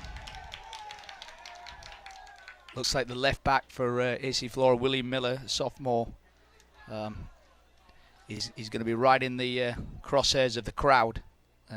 Whoever plays in that left back or left forward position is going to have to deal with the student section. William Miller at the left back. Center backs for AC Flora, Neil Weaver, number 14, and number 13, John Gressett. Number 2, their right back is Parker Gibson. Number 10, Parker Stokes in the midfield, along with tough time reading their numbers. I think it's number 4. Jackson McKim Yep, is Jackson a McKim. good player in the midfield for AC Flora. AC Flora with the first-year head coach David Schroer. First year as a head coach, but he's had a lot of experience with the legendary Kevin Heisey at Brooklyn Casey, who has produced some great teams and has been a great advocate for soccer in the Midlands, and has produced some good coaches that have been his assistants and gone on to do well at the head coaching positions. I'm sure David Schroer will be one of those. Well, he has taken the place of Matt Berry, who had been at AC4 for several years and was highly successful, won a state championship, and good, tough, hard-nosed coach, and they were very competitive while he was there. So, yeah, I believe AC Flora believe they should be contenders every year for soccer. Probably in all sports as well. I know they've got a very strong baseball program. yeah, they have a strong program. Good all the way athletic around. program, yeah. As do Chapin. Yeah, that's why it's such a good rivalry in all the sports, really, not just soccer. Got a corner kick for AC4 here now. Looks like Jackson McKim's over the ball.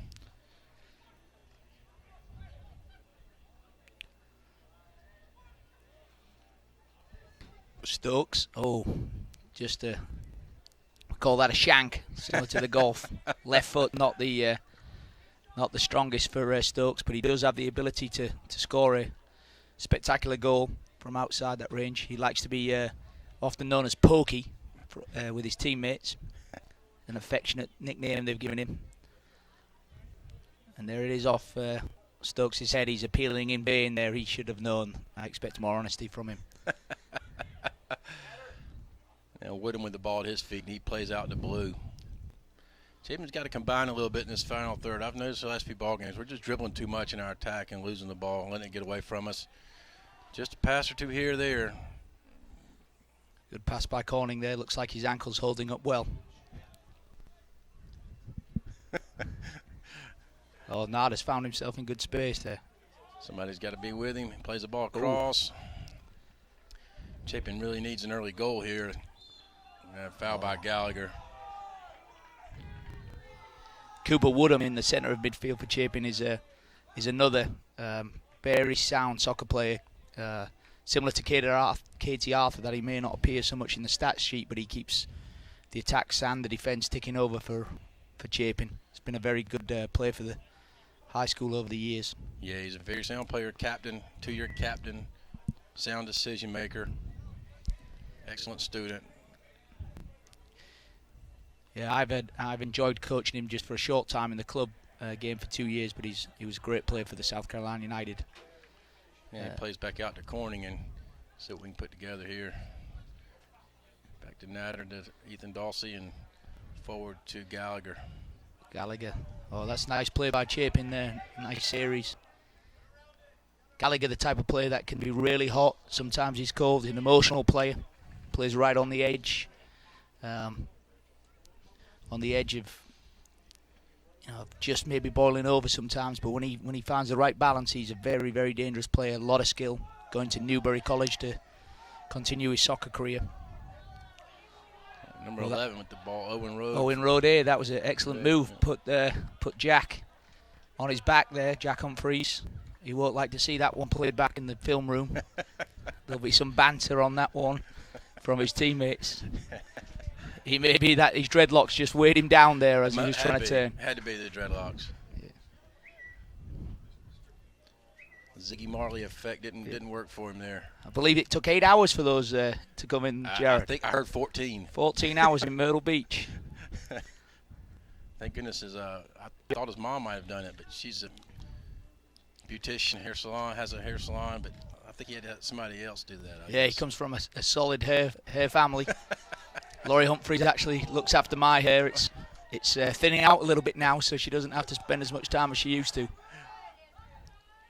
Ball to Cooper Woodham and down to Blue with a little chip over. Gallagher. It's a goal. Oh, he's offside. offside. Offside.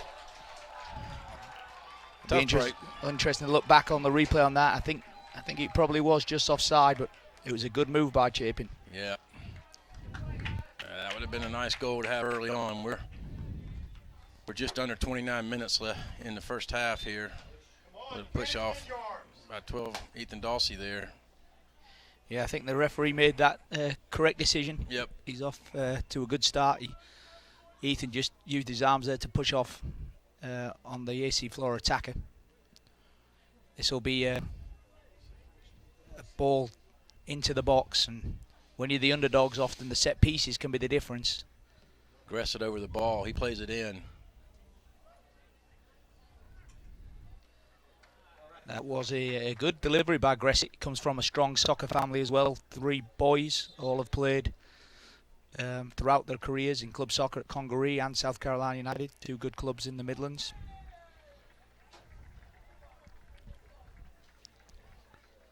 AC Flora with a substitution 12 minutes in here. I can't catch the number on that, Rob. Can you get the number on that player headed in there? It looks like Cooper Black is out for... Is it number 15? it could be Alexander Martinez. Yeah, these numbers are hard to read a little bit. Actually, it's number 5.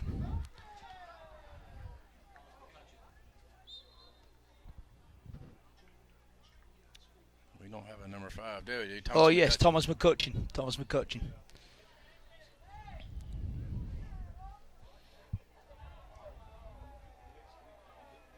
Looks like we've got a new viewer, Rob Lepine. Pino. Like to send Jack Lepine congratulations on bar mitzvah. Rob Lepine, another stalwart of the soccer scenery in the Midlands. Was a graduate of Michigan State, played soccer there in, I believe it was 1957 to 60 season. Welcome to the broadcast. Brought to you by CSPN Sports. I'm Jared Dawson. We're here with Rob Strickland, current director of competitive soccer at SC United, the state's largest youth soccer club. So we're glad to have Rob tonight. That's obviously why our viewership is up.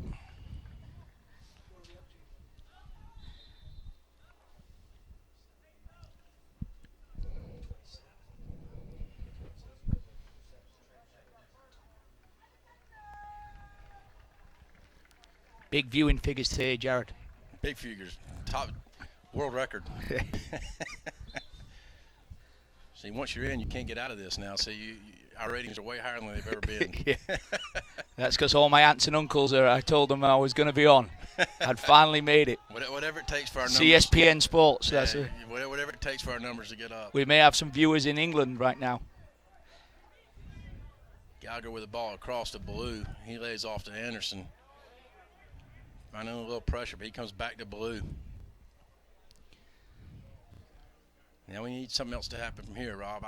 This is where we get ourselves in trouble with stuff like this. Well, it's still going, isn't it? Yeah. Chapin playing very well in the middle third. They're springing the attack. They just need maybe a little bit more combination, a bit more imagination in the final third. They do have some very good dribblers, but the AC Flora defence is organised well. Josh Corning going to do the long throw. Let's hope his ankle holds up on this one. It looks like it has. Yeah, good throw. Oh, he tried to cross it with his right. It's in the mix there. Tyler Martin fighting for it. Yeah, we got to keep that ball in there. Anderson now 1v1 on the outside with Peyton Bell. Josh has played on that left side and makes a lot of crosses. He's watched Max Lepine another left-footed player over his career and kind of tried to follow in his footsteps. Max is a senior at the Skeezer powerhouse Cardinal Newman, coached by Will Udy. Lapine family, a family full of soccer players. Harrison played a full Ooh! career. And that is an unbelievable strike. So I'd mentioned it earlier that Parker Stokes does have that in his locker, and that is a fantastic strike. What a strike by Parker Stokes. Probably about 30 yards out on the volley there. Great technique. He had shanked one with his left foot, but his more reliable right foot has really hit a great shot there. Be interesting to see how Chapin can react from this. Well, that's why you have to always know where he's at. Just under 25 minutes, and AC Flora strikes from the foot of Parker Stokes, and they're up 1-0. That was a phenomenal strike. That was a great strike. One of the best goals I've seen this year. It's be interesting to see how Chapin responds now after that shot. Yeah, they've definitely had the most of the possession, but other than the offside goal, not really created too many goal-scoring opportunities. Here's Harris just a little off target with his pass to Tyler Martin. So Coach Bosco warming up John Humphreys and Matthew Greco and Tanner Martin now taking their warm-up runs down the. Look for them to come in here shortly. Dorsey just misjudged that one. Anderson.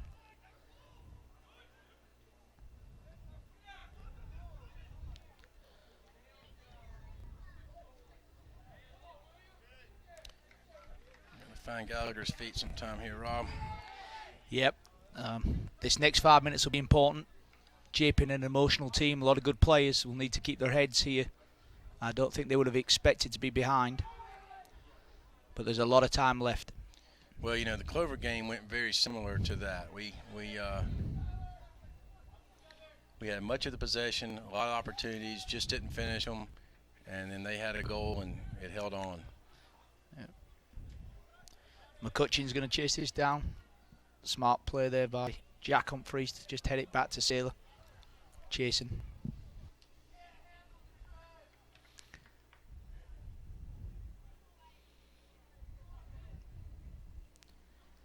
It's win by Blue, and Corning plays it in now, Mostry.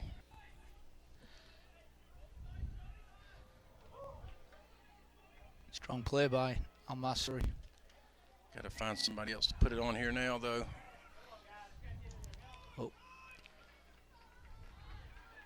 Dangerous here. It's a good overlapping run here from William Miller. That was very good running to try and get on the overlap. McCutcheon just couldn't find him. Just control the ball a little bit. Let's don't launch it and lose it, guys. Miller plays the ball into the legs of Gallagher, and it's out on Chapin, so Miller will throw in.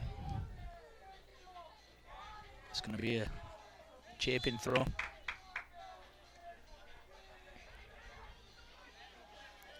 Humphreys coming in up top. Tanner Martin coming in for Austin Blue, and Greco's coming in as well. Tyler Martin was the other man out.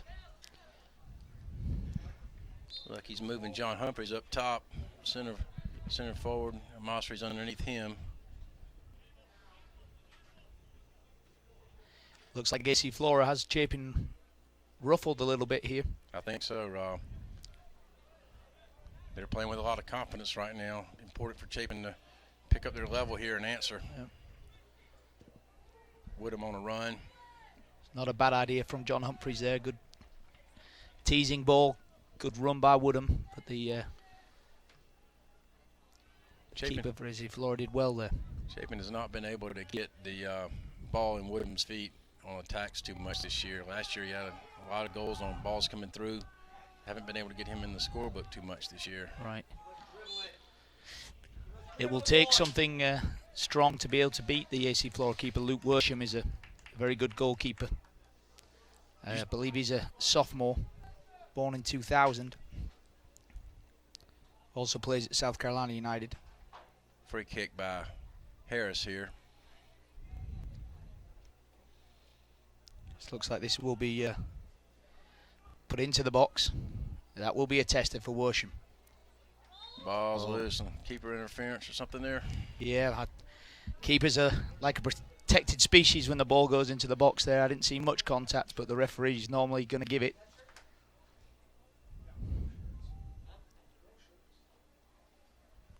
Do you see anything different formation-wise that AC4 has done, Rob, since they scored the goal? Not yet. It looks like they're still in a 4. It's really a 4-2-3-1. Defensively, it looks like they're trying to get 5 midfielders behind the ball as quickly as possible. Nice play by Ethan Dawsey, but into the ball to John Thomas. Just leaving the front man McCutcheon at the moment, and then when they do break, they try and get their midfielders quickly to support him as possible. It's a tireless task, that, playing as a one-man forward, and you've seen that they've already subbed that position twice. Yeah. So maybe it's a tactic by the coach. He's going to run out maybe 3 or 4 of those forwards and make them run hard for 10 minutes and then get their breather so they can keep their intensity up. Number 16, Alexander Mellis, subbing in for AC Flora, last stoppage. Yeah, and it looks like number 8, Cooper Black, has gone back in There's a up nice front. ball. They'll need a head there. It's good play by Worsham. Good goalkeeping. Yep. I watched Luke Worsham have a career day at the Club State Cup in December. Played fantastic for his team as they were third place finishers in the State Cup. Well, all three, the 3 strongest teams in the region, Drew, Chapin, and AC4, all have quality keepers. Yes, important if you're going to make a long run to be solid in the goalkeeping position. And Chapin actually have a very good goalkeeper in backup as well in Harvey. Yeah, he's played up a lot this year so far as well. He's not in tonight, but he's played a lot this year so far. Tanner Martin with the ball at his feet, now to Woodham. Let's get something out of this. Woodham driving, lays it through. Finds it wide. Harrison on the overlap here. He'll try and deliver this. It's a very good cross. Oh. Now that's the type of play that Chapin are looking for there. Good incisive attack. Good overlap by Harris. Good cross and just off target from Woodham's head. That's what we've seen in the past, especially last year with Woodham. He's very good with his head in the box. He scored a lot of goals, getting to the right place at the right time. It's a good sequence there for Chapin. Got a goal kick for AC Flora.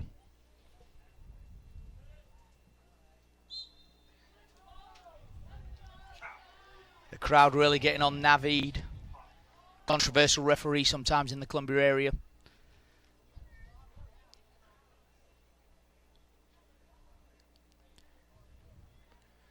Shout out to the Chapin boys from Isaac Zarzuela. He's homesick tonight with strep, so he's not dressed out, but wish he could be here. Hope you feel better, Isaac. Free kick by AC4. Sent back by Tanner Martin. It's McKim on the ball. Here's Josh. Oh, he's pulled out there probably. Oh, it's another great shot from distance. This time from, who was that, number 2? Parker Gibson. Served in by Whittam. John Humphrey's giving chase. Oh, Ooh. keeper's out. That Check his throat. long shot by Gibson hit the corner of the post and the crossbar, known as the stanchion. Would have really set the cat amongst the pigeons if that had gone in, and it would have been a 2-goal deficit. Well, you're lucky they're not down 2-0, that's for sure. Yep. I think Chasen had misjudged that in the goal. There's a nice Ooh. ball by Humphrey. I think you're going to He's find that's offsides. offside. Yeah.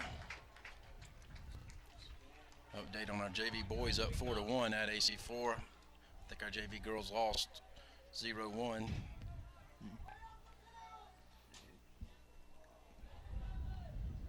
So we're just under 16 minutes in the first half, and we're Chapin down 1-0 to AC4 on a rocket shot by Parker Stokes. It was a very good header there from Dorsey. That's another good pass there as well. Good running by Woodham. He's to cross this in. Here's a good chance. Oh, off the crossbar. Mastri with a nice play by Woodham and then a nice hit, but just not enough. With AC Flora packing the midfield, Chapin will do well to go on the outside like they have been doing in the last few minutes and trying to create some crossing opportunities. Oh, just a little hesitant by Miller there. Give Harris a chance. He will try and get to the end line here and cross it in. Oh, that's a good ball. Good defending by McKim. Yeah, space kind of tight there, wasn't it, Rob? Yeah, that was maybe a little tight for the pass, but McKim did a good job there, stopping Almasari from turning. Oh. Harris whistled for the foul. That could have gone either way. Looks like Malice was happy with the call. He was clapping. I'm sure it was just applauding the referee decision rather than doing any taunting. Yeah, sounded like that's what the fans on the Chapin side were doing as well. I think he's going to get some banter now from the student section. 14 and a half left in the first half. Harris needs to stay calm. He has been known to get a yellow or two in his career. Fine right back. Nice layoff by Al-Masri. Yep. Greco to Humphreys. It's good a service. Just had a hard time, Rob, this season. This team getting there and getting something off of it going toward the goal. All right. I think that is their best form of attack, is to go wide like this and try and get numbers into the box. Because with the two defensive midfielders for AC Flora, ugh. He could have gone down there and he would have made the referee make a decision if he'd have gone to ground there, but good honesty. It's what we try and keep at the People's Club, to stay on and fight through the tackle. But he could have gone down there. It might have been a penalty. Harris with the throw in to Humphreys. Looks like he's going to serve. A lot of numbers in the box. Everyone's onside this time. Good control by Martin there. Excellent.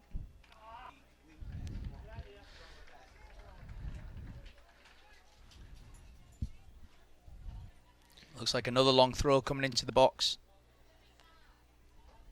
See if Josh's ankle holds up on this throw in. Yeah, I'm always on tenterhooks when his ankle.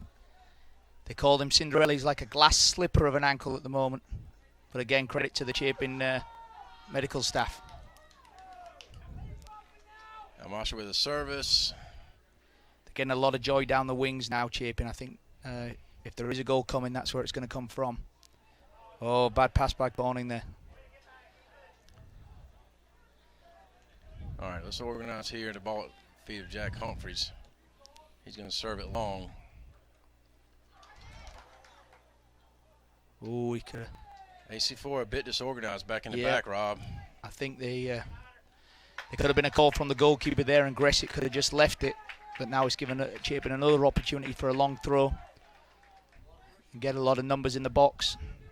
Miller kills it out of bounds, and here comes Harris with a long throw in. 12 minutes left in the half.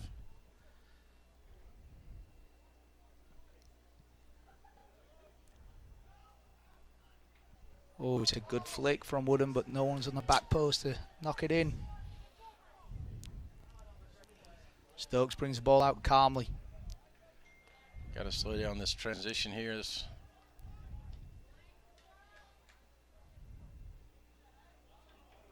Oh, Black in good possession of the ball. This is where AC Flora can be dangerous on the counter-attack, and now they've got numbers up.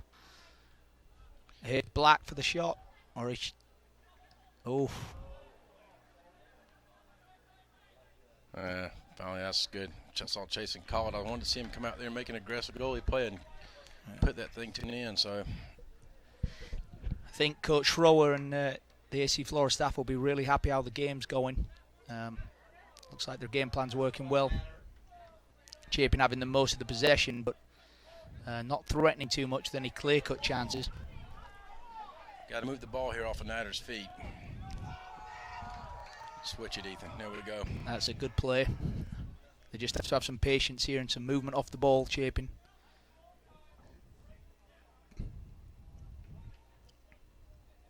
Charles Anderson.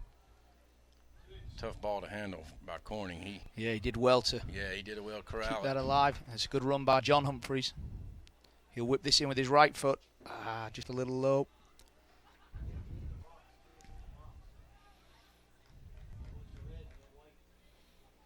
Need to get a quality. Some off a feet of Tanner Martin here. And a one-time shot there, it should have been. Nice work between Greco and Woodland, but he just lifted it. Yeah, I think he would have been better served there just to hit the one-timer, try and bend it into the far post. I've shown him that many times in the training fields of BB&T, so he can't say he hasn't been taught it. 2 subs for Chapin now. Austin Blue coming in and Tyler Martin coming in. Greco and Tanner Martin will check out. Looks like Blue's going on the left side, Tyler Martin going up top. I don't know if you mentioned it before, Jared, but Trip Miller, one of our directors at the club, has just said that the Chapin boys won 4-1 against AC Flora in the JV game. Okay, yeah. So I would expect him to be over here in attendance, Rob. I think he is. I think he's made it over here. I think his middle son played on the JV team, and then William is the left back for AC Flora, the starting left back. Yeah. He's just out at the moment. He had a good 30 minutes. Tyler Martin now attacking. The referee made a decision. He's not going to give him that. No, I don't think so. I think that was just good defending. Had a feeling Tyler was going to get on that left foot with the ball and head that direction. Yeah, he was favouring his left foot there. Naveed, as I said before, he's been in charge of some high-level matches this season. Was part of the Capital City Cup. There was a big call in the game, Cardinal Newman. A goal disallowed at the last second, which affected Cardinal Newman's potential advancement. I'm not sure that the Cardinals will enjoy his return if he referees there the rest of this season. Nice effort by Woodham to keep the ball in play now to John Humphrey's feet. Nobody there centrally. Just a little wayward on the pass. Good skill initially. I think it could be important for the game here for Chapin to score before half-time if they can. I think they'll be in very good momentum, but if not, then AC Flora is going to be buoyed and have a lot of energy in the final half. Humphreys with a dribble out of the back. Leave ourselves kind of disorganized when we do that. Like us to find a pass and move the ball. Harris with the ball at his feet now. Yeah. Just find a pass. That's better. Now they got numbers up here if they can attack this side. Like I said, I've seen that a lot with this team, Rob. They get a lot of possession, but when we get in that final part where we have to deliver something and get numbers on it behind it, we can't have had trouble putting them in the final step there. Yeah, well, Chapin's a very skillful team, well coached, well organised, but they're going to get the opposition's best every week now, being the reigning state champions. So they have to be on the top of the game every night. That's right. It's a final. It's like a cup final for the opposition every time they play Chapin. Now Mosseri subbed out now. Coach Bosco entering Andrew Gallagher. Yeah, it looks like Gallagher has taken up a more central position than he had at the start of the game. And maybe Tyler Martin has moved to the right.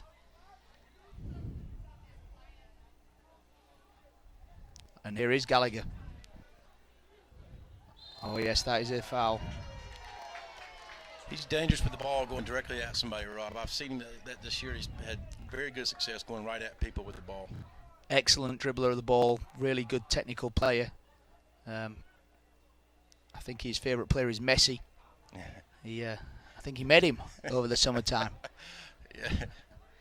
He met Messi and then he met the Chicago PD all in the space of 10 minutes.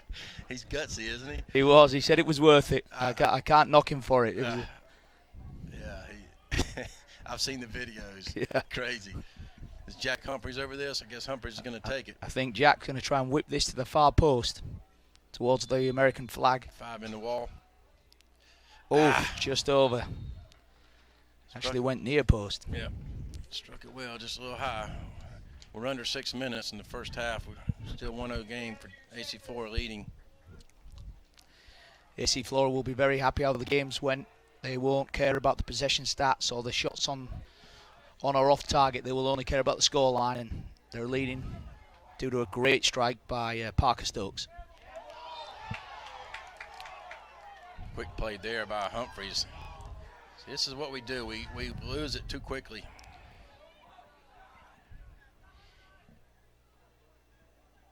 Blue with the ball now. He's going to play Josh Corning. Hopefully we get a good serve off that magic left foot. Oh, yes.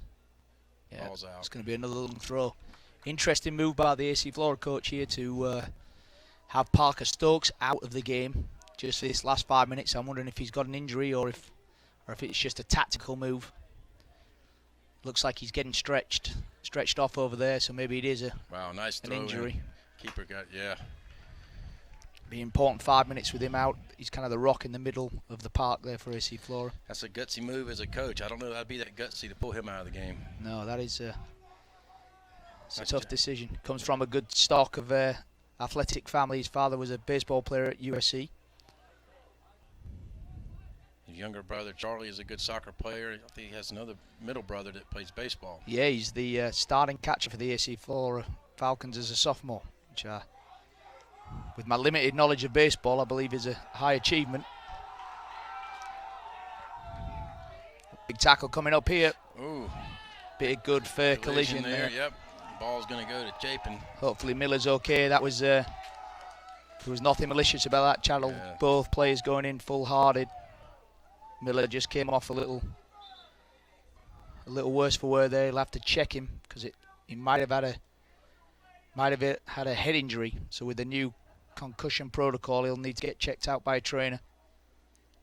Well, I see Coach Bosco stepping to William Miller there and looking out for him. You know, Rob, these coaches coach all these kids in club ball, and I think William played for Coach Bosco in club season, so Yeah, it's nice he to did. see him looking out for him. He will, and Ken Cornish just telling the trainer to do a 5-minute protocol here. Gosh! Oh, it's a They- foul, I think, in the build-up there. Boy. Sorry to get a little. No, out that was there. another good opportunity. Yeah, But it's just what they've had this year, Rob. It's just had a lot of that without anything coming off of it.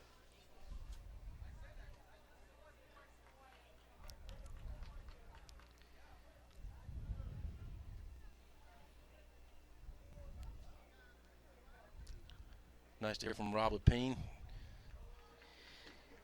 Tonight he's watching at home. yeah, if anyone's looking to shed a pound or two, I believe Laurie Lepine can help you there at Strong Foundations, one of the finest health and fitness clubs in the Forest Acres area. Look at Rob. Just look at Rob. If you don't believe it, look at Rob Lepine. Lean Rob Lepine, That's as right. they're calling him now. Lino Pino. For his heads it out of the area. And to give a shout out to my wife's new side business. For all those ladies that worry about smudging your lipstick, be sure to check out Lip Sense. Wow. It's a non-stick, non-smudge lipstick. You only have to apply once a day. Oh, it doesn't smudge on shirt collars, coffee cups, you name it. That sounds like Shark Tank to me, Rob. Becoming very popular in the Midlands area. I believe it's got a stranglehold in California. It's made its way to the Midlands now. As Ethan Dawsey would have played at John Humphreys, now back essentially to Cooper Woodham. They're going out the other way. Pink champagne is my favourite colour, Jared. that one works best with my skin tone. Pink champagne.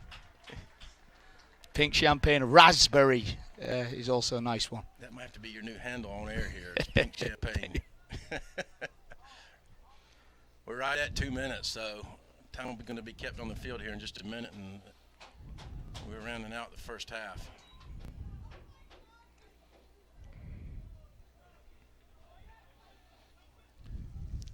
We got to get stuff forward here now with opportunities. Yeah. Oh. AC Flora will just be trying to get to the half time now and have time to rest and regroup, and then the coaching staff at Chapin will have a few decisions to make if they're going to change their formation or continue as is. They're definitely having the better of the play, but need to do a little bit more to create some more clear-cut scoring opportunities. Obviously, AC Flora will be happy for the game just to continue as is. See what we do here forward. Harris coming forward with it, plays into Tyler Martin. It's a good turn by Martin there. We got to have a shot. Oh, There's this a- could be very big. He's off. All right, it was so close. That was Well good work. saved, yes. I'd like to see that one on the replay. I don't believe he was offside there, but amounting to nothing. That's one of the best sequences we've had where we went into the center forward and he played off to like that. We haven't had a lot of that this year so far. Yeah, that was a great turn by Tyler Martin, and then great acceleration and a nice pass as well. Oh, that would have been a great equalizer here with Under 2 minutes left in the half. That's right. If you're the Falcons here, you just want to hear that halftime whistle. And there it goes. And there it is. So that brings us to the end of our first half with AC Flora up 1-0. We're going to take about a 5 to 10 minute break. You're watching Chapin High School Varsity Boys Soccer versus AC Flora on CSPN Sports. I'm Jared Dawsey, and he is Rob Strickland. We'll be back in just a few minutes.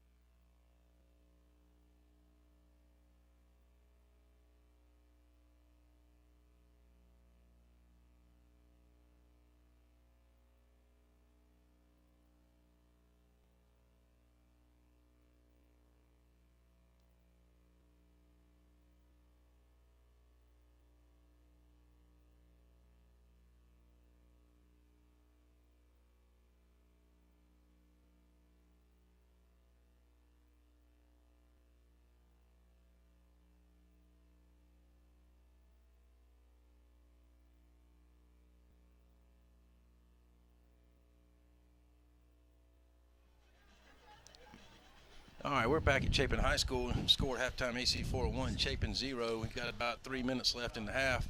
Have a new guest in our booth now. It's going to join us for the second half. Your Region 5 4A newly crowned champion, Coach Bob Taylor. Congratulations, Coach, on your win today.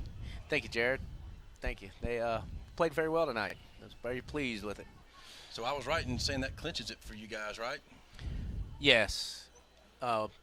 We could end up with 2 losses, and Jared have 2 losses. And if we have 2 losses from here on out, I'll resign. But, yeah. Don't be making threats like that. Don't be making threats like that. No, I will. If we lose one of those next 2, I'll if I lose both of those next 2, yeah, I need to be replaced. Very confident from your coach. Also joined here by Rob Strickland, current director of competitive soccer at South Carolina United FC, the state's largest youth soccer club. All right, guys, just want to get a little bit of input from you. First, start with you, Rob. What do you look for Chapin to do here in the second half? I anticipate that they'll probably go with the same formation, at least for the first 10 to 15 minutes, and see if they can break down AC Flora. They did have more of the ball and did create some crossing opportunities. Were really never able to get a clear look on the goal. But I think if it stays 1-0 with about 20 minutes to go, then you'll see maybe a change of formation to get maybe 2 central strikers. And on the other side, what about AC Flora? How do you think they will? You think they'll sit in against this Chapin team for the second half? Yeah, I think they'll play the same way, flat back 4 with 2 sitting midfielders. And then as the game progresses, like I said earlier in the broadcast, I wouldn't be surprised if Parker Stokes moved to a more central defensive position. Of course, Parker with an amazing strike in the first half, put them up 1-0. There was absolutely nothing that we could have done about that. That was a cracker. So, honored to have Rob Strickland up here with us. And like I said earlier, he's originally from Hull, England. That's not a South Carolina accent you're hearing on the airways. He came here in 1998 and played college soccer at Lander. While he was in England, he played for Sheffield United, and he currently lives in Chapin with his wife, Angela, and their 2 children, Finn and Vivi. And he works in the wealth management division of First Citizens Bank. So we're glad to have you, Rob. I hope this is going to be a regular thing. I'm enjoying it. Thanks for having me, Jared. There's the whistle for the second half kickoff, and Flora launches a long one.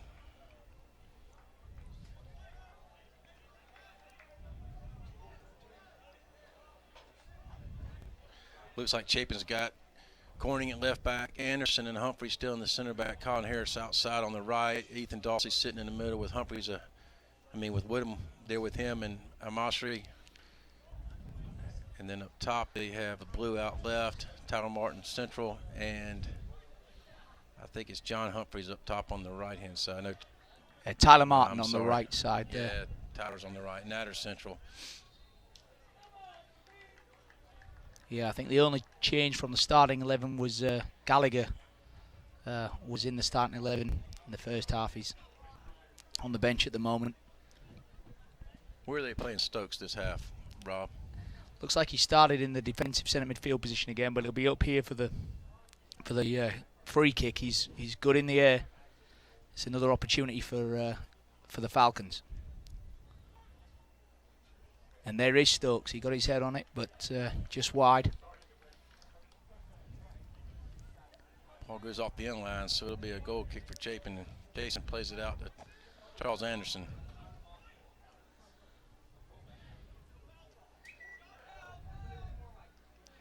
I have Parker's little sister on my club team this spring.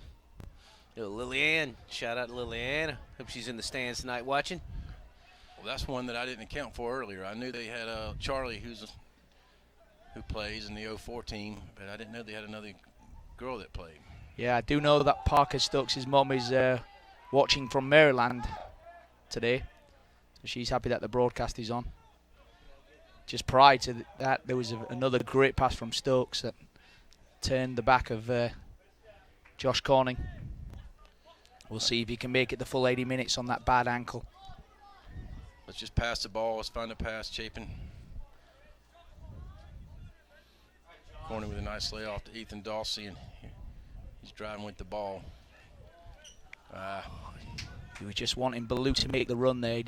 Ballou didn't commit to the run. He was in the right position, but I think Ballou wanted it to feet, and Dawsey wanted him to run onto the ball.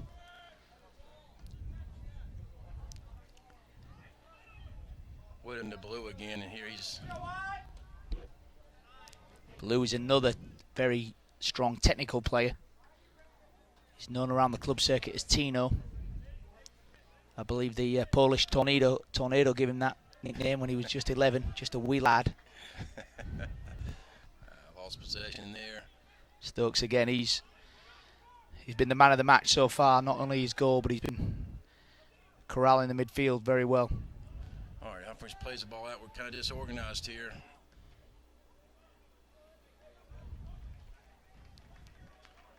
Really got to be impressed with that commitment that Humphreys has made toward that hair.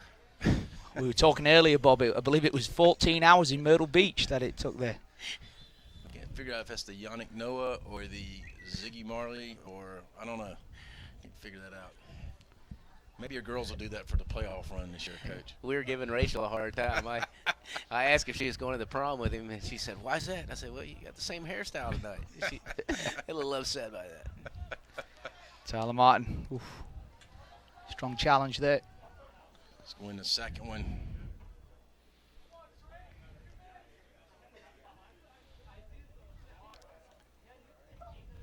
Got to check back to the ball, guys. Oh, it's a good turn by Owen Rodet, another skilled player, a junior for the Falcons. Nice chip by Stokes. And Stokes is really showing his passing repertoire tonight. Trent Evans with the ball for AC Flora. It's going to be a corner. The AC Flora have started well in the first 5 minutes of the second half. They would love to get a second goal, I think. It'd be very tough for Chapin to come back from 2 down if AC Flora got the second goal. Got a group at 3 sitting right here above the 18. I know Mount Mossry's on 1.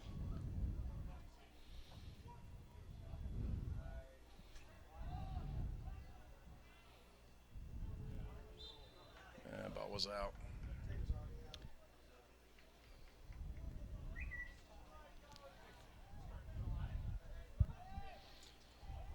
Shout out to Bill Murphy, who's watching our broadcast from Blythewood.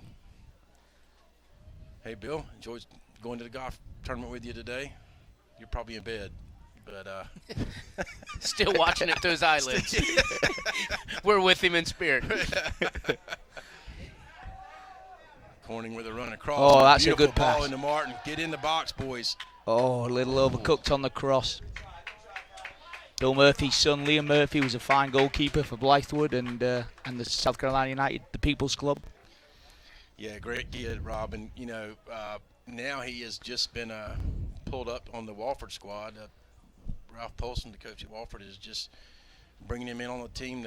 I don't know the status of his place there, but he's working with the team right now. So great job, Liam. Well deserved, Yes. well deserved.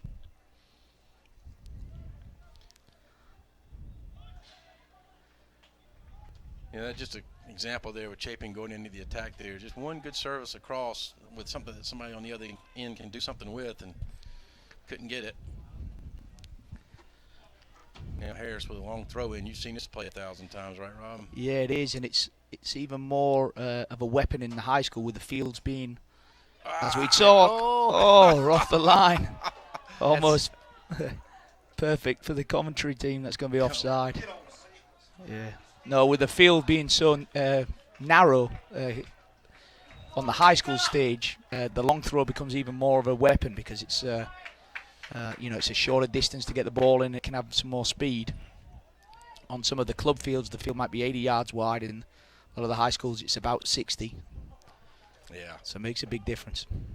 Chapin forward's a little bit lazy getting on sides there. The ball came out. They didn't get out.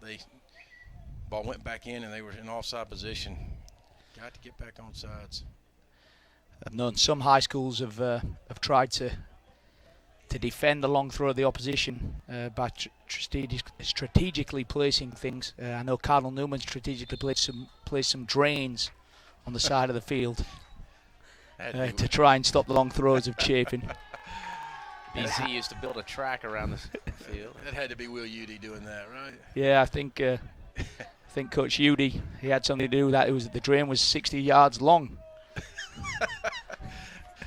I see a player number 13 for AC Flora. I think it's Gressett. Was he carded there? I saw him going off like a mandatory South Carolina High School League rules. If a player's yellow carded, they have to leave the field. And so he's.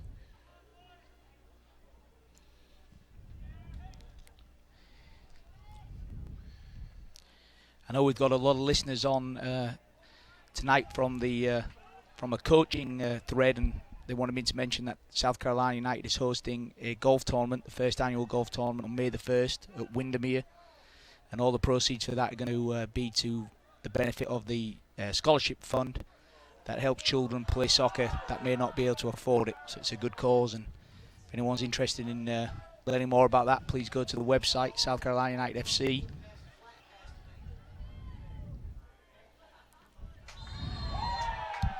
Looks like that's going to be another yellow. Oh, Naveed, as the referee there, has been lenient with, is that McCutcheon? Yeah, that's McCutcheon, number 5 for AC Flora.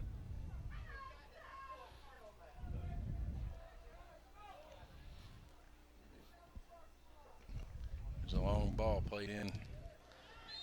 Yes, good refereeing there. He just saw a subtle nudge from Almasari. Kind of slid up underneath him too a little bit, maybe. I don't know. AC Flora with the free kick. Bob, I know that you've been in the Chapin family for a long time. When would you say the soccer program really took off? I've always said the modern father of, or the father of modern soccer here at Chapin would have to be Thad Miller. He came in, he came in the late 80s, and I've had the fortune to learn a lot from him in our years together. So I think that's where it really took off. With Thaddeus Miller? Yes, with Thaddeus Miller. Yeah. The father of modern soccer. That's what he is known as, yeah. I've had the chance to work with Thaddeus, and good coach, been around a long time. Still coaching them up. Yep. He actually, he actually won a women's tennis championship here at Chapin. Multi-sport coach. Yes, he I was. didn't Very realize talented. I didn't even realize he played women's tennis. That's a story for another time.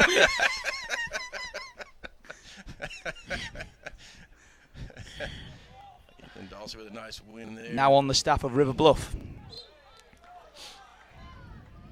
with the legendary Phil Savitz, who's won so many titles with Irmo, and he moved to River Bluff and he's done it again. Just a fantastic coach.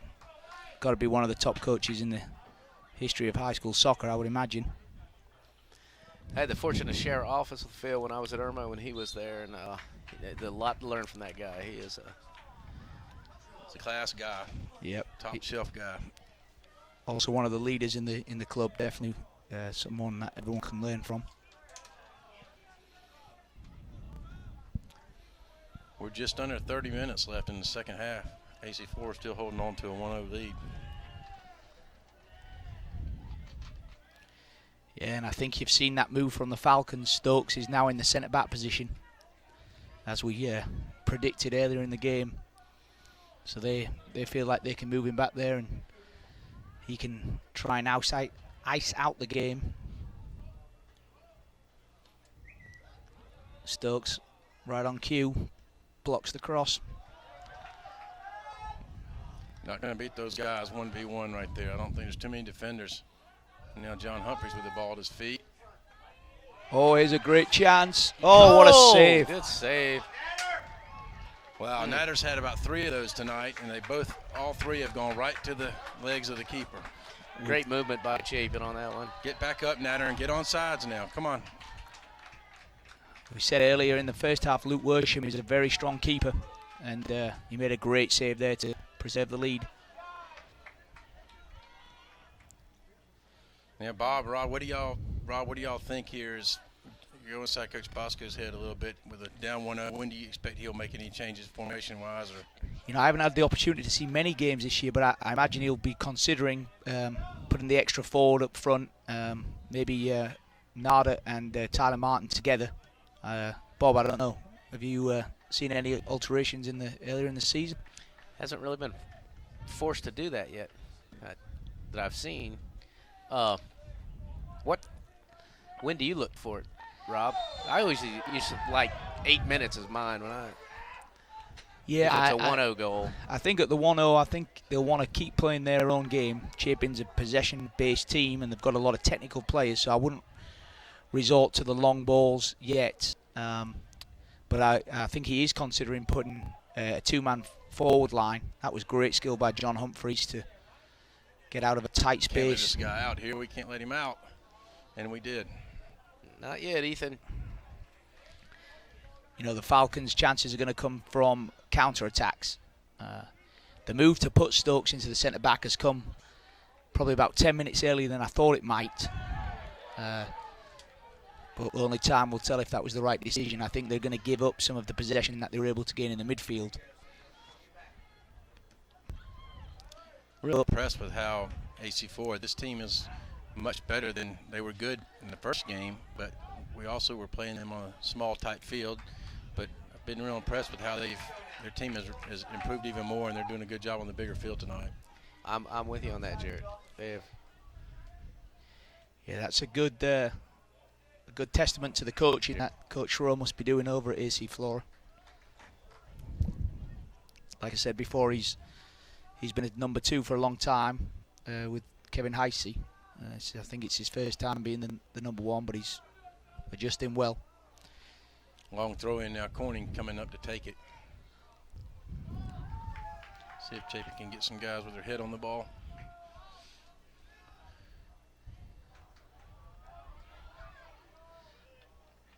It's going to be another opportunity to throw it in. Right at 26 minutes left in the second half. That's nice when you have two guys on each side that can give you that long throw in.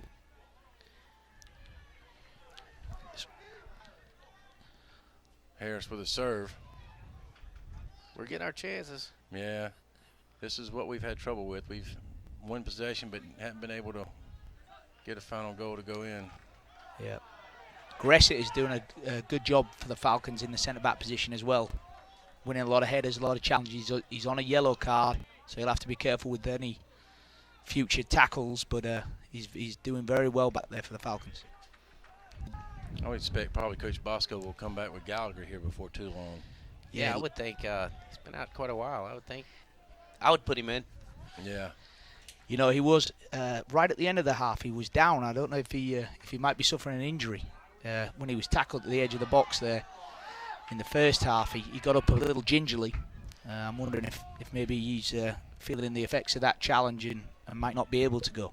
Yeah, because he's got Greco and Martin warming up right now. Yeah. Oh, we got a free kick here for Chapin. Good ways out. Harris standing over. Everybody's just inside the 18. Looks like we've added another follower, Curtis Fagan, the travelling man.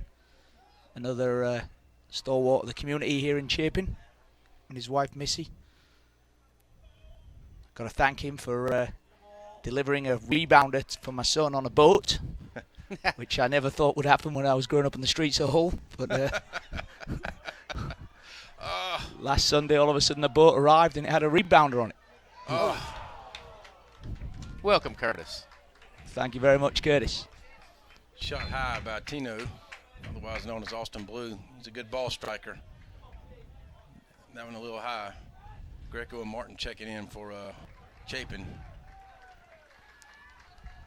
Looks like coming out will be Blue and Tyler Martin. Yeah, it looks like Greco is going to join. No, sorry, it looks like let me see what's going on here. I think they've gone to a back to a single man forward. John Humphreys is probably going to lead the line there.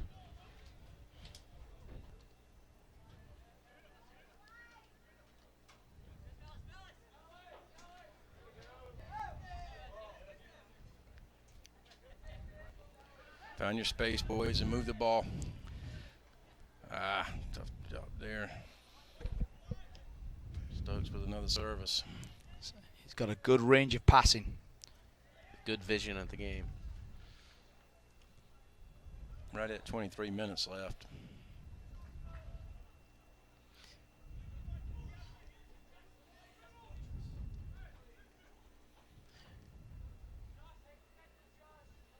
This game is very important to the region as well, isn't it, Jared? Yeah, it is, Bob. This if our guys can manage to pull this thing out tonight, it would put us in a great position to win the region. We're sitting on one loss with Dreer. AC Flora is sitting on one loss with us. Dreer is sitting on 2 losses.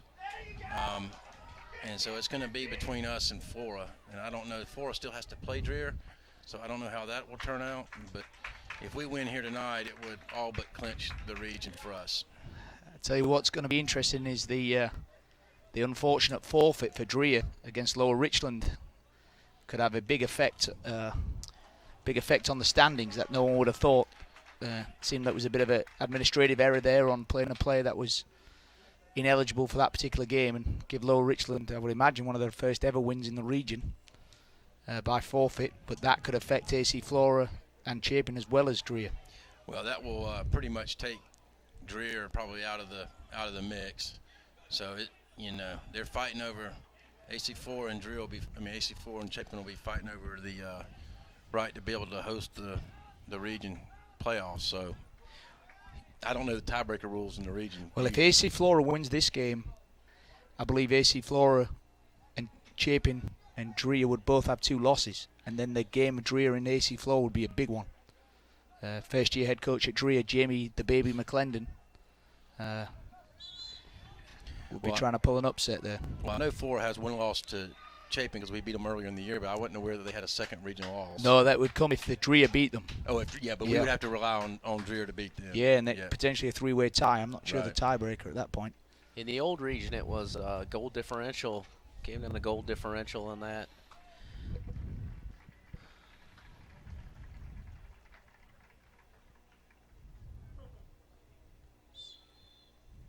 And then I think after that, goal differential between the 2 teams, if there's still 2 teams tied after that. Right. If this goal line holds, it'll be Dreer that is really kicking themselves for that forfeit loss. Well, these teams will make the playoffs and will do well in the playoffs. They traditionally have because they play within a strong region. But the winner coming out of our region will have home field throughout the playoffs, and that's big, especially when you get to third round or so. They'll probably both host first couple of games, but you have to travel on that third game. You know, though, I looked at it, and on the boys' side, second, third is not a bad option. Myrtle Beach will be in the way if they're number 1 seed. So second, third is not. You always want to win that. You always want to put any trophy in the cabinet you can, but second or third is not a bad. You definitely want to be second, so you get a home game or 2. But You think it would be fair to say that this is the strongest region in the 4A? The boys' side and the girls' side, girls. actually. I mean, as I can see Dreer and AC Flora coming through the lower state and the bottom part of the bracket. Well, it sure went that way last year too. When the playoffs happened, all the Dreer, AC4, Chapin were winning, several rounds into the playoffs, and so that bears out in the playoffs last year for sure. Trying to find that man Stokes again, just overhit this time. He gives Wasn't AC boys beat AC Flora in the upper state finals too, correct? That's correct. Yeah, the girls. AC4 advanced all the way through till they had to come back here and play us for upper state. The same way on the girls' side. I think it was the same the year previous as well. I think AC Flora won the boys' lower state here one night. They did. And we had lost to Dreer at Memorial Stadium. Humphrey's up against the sideline and 2 defenders. Still going Chapin's way here. These next 5 minutes are going to be very important because once you get that 10-minute mark, it's going to be there'll be a lot of rushing by Chapin, and looks like Stokes has moved back into the midfield. Tanner Martin with a nice little slick move, but he just lost it. Another good technical player, Tanner Martin. Can play on the outside and also in the centre of the midfield. Played a lot of his club positions as a right back, did very well. Was a state champion. Shout out to Steve Freiberger. I think he's watching us tonight. So otherwise known as Fry. Fry, yep. Enjoyed watching the golf with you today. There's El Masri with a turn, and Seems like everybody got an invite to the golf, but Except us. except for us, Bob Taylor, yeah. We have to think about it at the tryouts. Yes. we had a nice little foursome. You guys recognize all these names. I know Rob does, with Bill Murphy and Steve Freiberger and Randall Gaston and myself. We had a Oh, good look time. at that. The ice pick as well. The ice pick. Randall Gaston, the ice Yeah. pick. He's known around town. I don't know how much golf we watched, but we sure went to those concession stands and got a lot of those pimento cheese and sandwiches a lot. Must have been lovely, Bob. Hey, Oh, yes. we were struggling at work today. Oh, dangerous ball. My in-laws drove down from Chicago to catch Monday's round and were booted off the course at noon. So, Yeah. Oh dear. yeah, 12 hours to get 2 hours on the course. Here's Humphreys with a service. Was it because they were from Illinois? Might have been. Like Deshaun in Tuscaloosa. Yeah, kicked out the bar. Oh, the crowd not happy with that call. 16 and a half left in the match, and Gallagher sits at the midfield line to sub in the next stoppage. We'll be interested to see how it must have been an injury, because I don't think they would have held him off for 25 minutes. Coach Ken Corning looking a little agitated. He's just gone to his pocket, not sure what he's looking for. Looks like he's getting some change. Maybe he's left his car at the meter. Ken, he's always done a fine job with our high school teams and in the club. And runs that nice strikers program on Sunday afternoons. Excellent program for special needs children for South Carolina United. It's a great program that him and his wife founded, Lisa Corning. The better half of the Cornings for sure. He's pacing the sidelines now. He's looking a little nervous. Mosseri getting a little frustrated, it seems like to me, Rob. I don't know. I just know he's. Yeah, he's a strong player. He's been doing well as the centre forward. I know he's had a good season. Hadn't had a couple goals go in that he thought point blank goals that went into the keeper's leg, so he's got to keep playing here. Expect a good delivery here from Harris. It is a good one. Woodham, oh, just didn't time it right. Came off his pelvis. He was in good position there for a volley. Y'all don't teach that at South Carolina United, do you? No, he must have learned that prior to joining our club. That's when he played for Thaddeus Miller. Oh.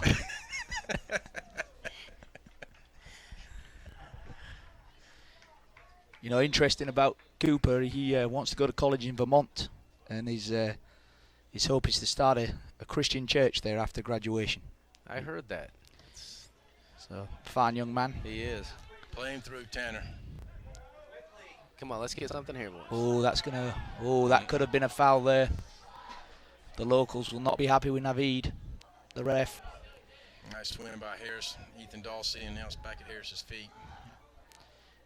It's a good story about Naveed. The legend of referees in the town, Dennis Cook, took Naveed under his wing as a young lad and has nurtured his refereeing career. He's a good ref. He is. I really feel fortunate at Chapin. At home games, we get a good crew out usually, and Naveed is one of the better ones out there. Though he did give me a yellow card the other night. I'll keep that. Sure, that was deserved, Coach. I saw you go down the sideline to talk to him down there. He was just, well, you just invite him out for dinner after to Zorba's? That was it. Yeah. Anderson with the ball at his feet now. Get some of that. Quickly. Get some of that sushi at the Tipsy Toad. Oh, I haven't tried that. Oh, yeah. I'll have to try that. The tuna at Tipsy Toad is top notch. Here's Gallagher with the ball in a dangerous spot. Yes. Oh, it's good skill from Gallagher. He just turned in there. He should have. Thought he was going to lay that off. He should have laid it off. He'd beaten the man. Yep. He didn't need to beat that extra man there. Overcomplicated a little bit. Maybe the final push here. Yep. John Humphreys back in. Here comes the formation change at the 13-minute mark, right? Yeah, I think you're going to see two strikers up front now for certain. Going to play with Humphreys in the center back and Colin Harris and Josh Corning, the left back. Ethan Dawsey sitting in the hole at the holding mid. Looks like a 3-man forward line, very narrow, of Martin, Almasari and Gallagher, with Ballou on the left and John Humphreys on the right. It'll almost be a 3-2-5 for the final 13 minutes.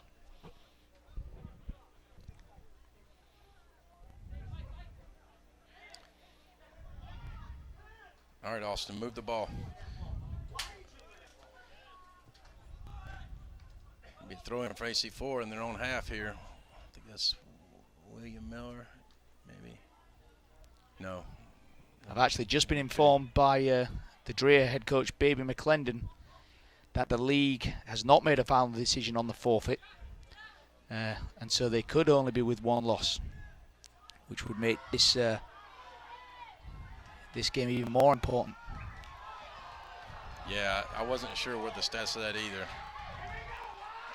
Oh, this is bumper cars here, and Harris is going to get. He's going to get in a card. 11 minutes and 40 seconds left. In high school, they have to come off. 11 and a half minutes left now. Still AC4 with a 1-0 lead. Harris comes off on a yellow. Tanner Martin now coming in for Colin Harris. Full-blooded player, Harris. Leaves it all on the field sometimes. That does mean he'll make a foul or two that gets a yellow, but it is just part of the game. Got to get a hold of it here and get our numbers forward. Get the ball off our feet. Kind of hard to be a defender and not have a little bit of that fire in you. That's right.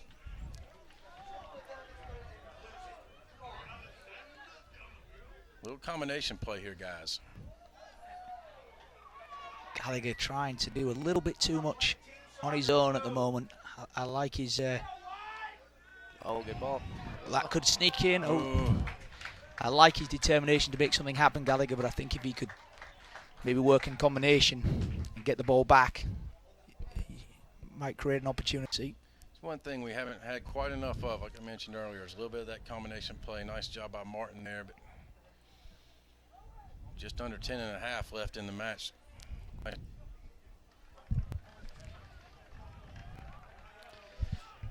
going to be an AC4 throw-in. I don't think they're going to get in a hurry here. No, you'll look for some clock management. There'll be a lot of substitutions coming now from AC Flora. Unlimited substitution in the high school game. You can really manipulate the last few minutes by just subbing people on and off. Oh, that is snuck behind. Oh, no. It's a goal. Wow. A little bit disorganized in the Chapin defense in the back four there. James Blackwelder. And a decisive goal. It was his first touch, I believe. Ball just got over Jack Humphrey's head. He won't be happy with his play on that particular sequence over his head, but it is a good finish from Blackwelder. One touch, looped in over the goalkeeper. That puts AC4 up 2-0 with 9.5 minutes left to play. And that was a huge goal by AC4.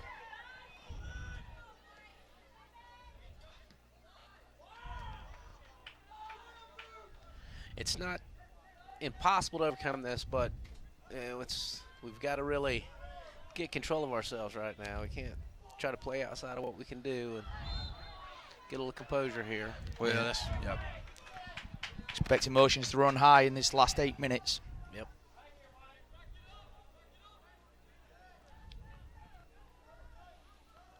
Ball sitting about 30 out. Tanner Martin over the ball. Goal scorer James Blackwelder represented South Carolina United in the Premier League this year. I believe he's a sophomore. Very speedy player and a good finisher.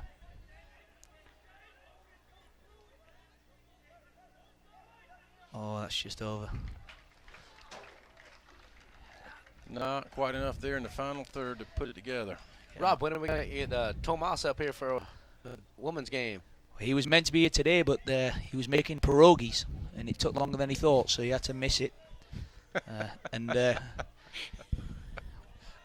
when he's making those progress, he's often having some vodka, some Polish vodka. So He's it not would- allowed on campus. it after wouldn't that. be safe for him to drive after a full afternoon of pierogi making.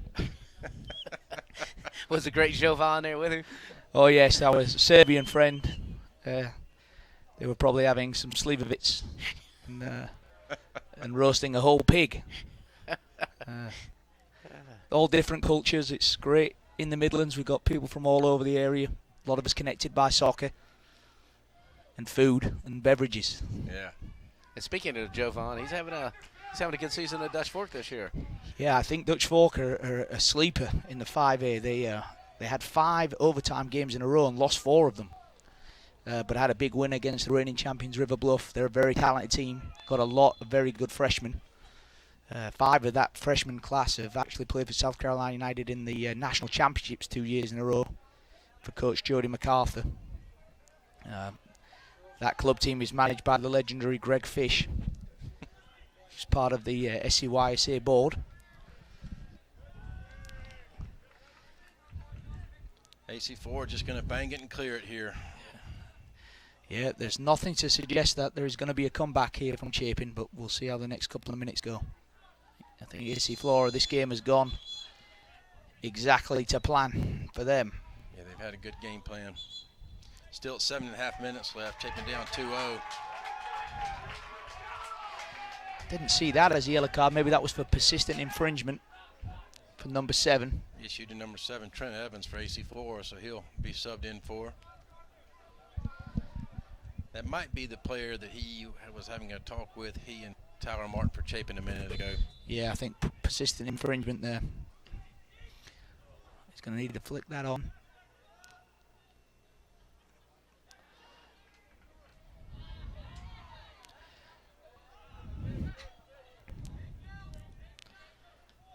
A little bit of a desperation creeping into the Chapin game at the moment. Yeah.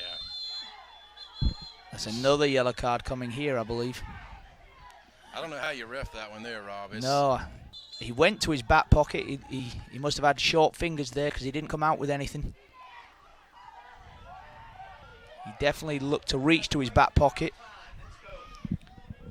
Uh-oh, and it looks like the referee's assistant is trying to gather his attention. I think he was looking at maybe an injured player, but he's up, moving now. Tanner Martin over the ball. Maybe just asking to check. check Dorsey, I think. There's a nice ball. Come on. Oh, Don't Oh, stop on it, guys. I believe the ball was out. Speaking of Tomas, he's had quite the season in club. His girls just won Jeff Cup, undefeated. They have not lost a game at Jeff Cup, and finished first in the Premier League, right, Rob? Yes, that's a big honour. I think it's the first team from South Carolina to ever win the prestigious Jefferson Cup and the girls U18 top bracket. He's done a great job for the club on the girls' side, and some exciting news on the girls. South Carolina United, we will be part of the Elite Club National League, the only club in the Midlands to be able to offer that level for the girls, which will be great for the future of South Carolina United, but also the high schools in the area that are going to benefit from their players playing at a high level in the fall.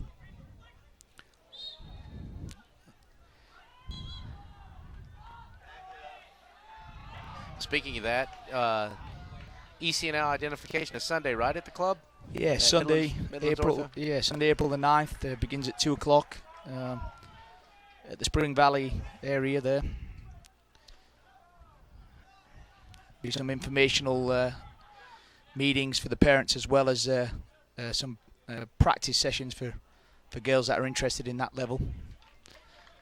We're right at 5 minutes, still 2-0 game. AC Flora ahead. From a Chapin standpoint, I hate to say that, I don't see a comeback on the cards here. A well-played game by the Falcons. Chapin's pretty much dominated the territory and the possession stats, but AC Flora have pulled 2 very nice goals out of their pocket and their lead.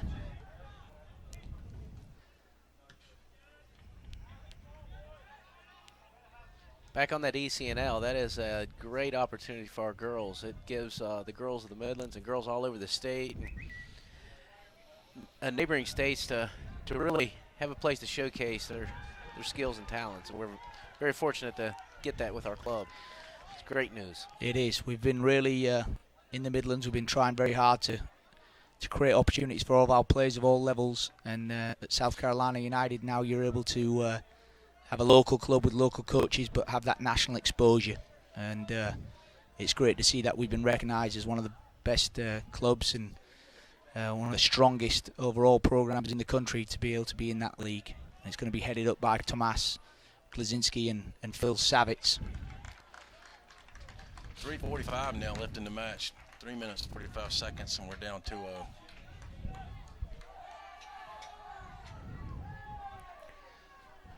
It's a tough loss for Chapin. Good crowd here tonight, but See if they could get one here. We might have a couple of exciting minutes. It's going to be a corner. Oh, I think that's a mistake by the linesman. it was a corner too. I think the ball was already out by the time it hit John Humphreys. But he has a much closer view than me, so we'll go with his call. AC Flora substituting here. Yeah, you've seen a lot of substitutes in the last 10 minutes.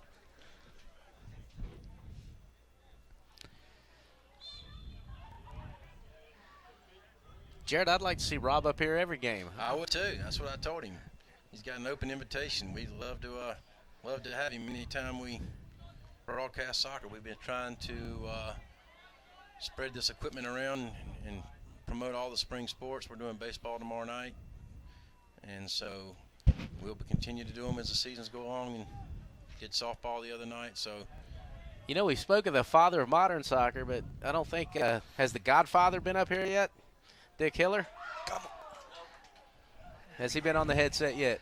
tried to get him here. I'm not having any luck. I'm going to leave it up to you, Coach. I've tried to get him here. I think in his administrative role, he maybe thinks he's above just putting the headset on, and maybe it's more of an in-studio analysis from the Godfather, Dick Hiller.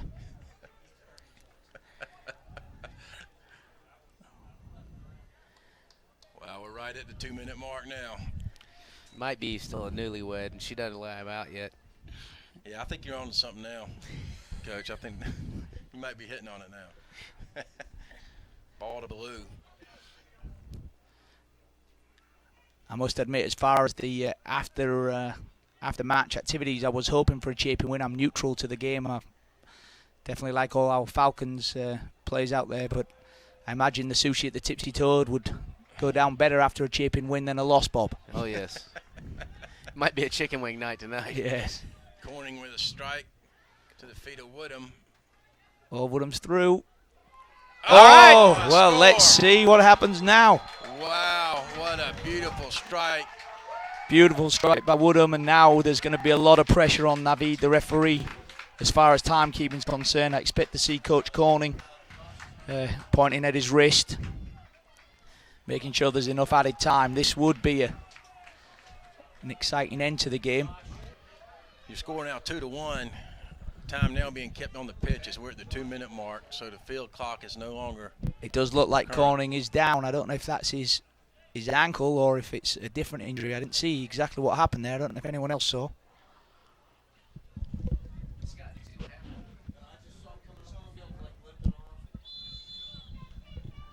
Hopefully that's not his ankle, but Yeah, that's. looks like it. That goal could be important, though. Every goal matters.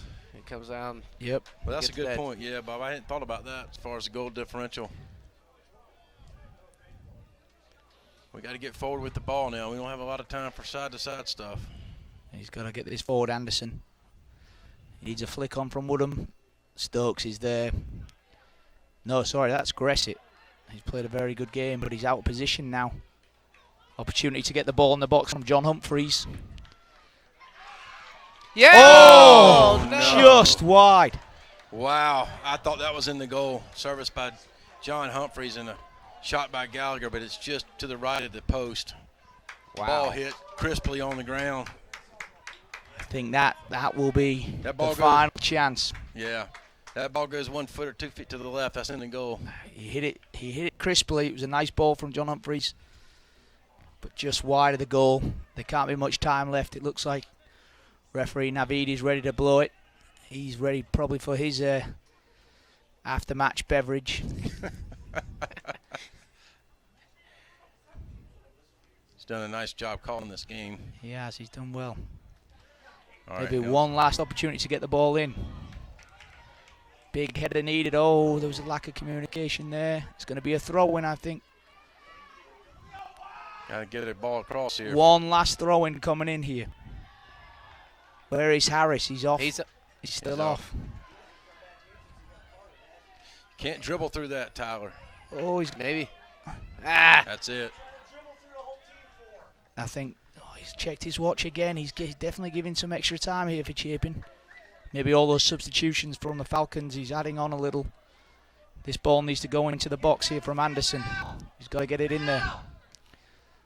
Can't play short there, can you, Rob? I don't know. We might get Chapin might have a chance here. Turned by Humphreys. He's going to have a shot here. He should have had a shot there. Oh. I think.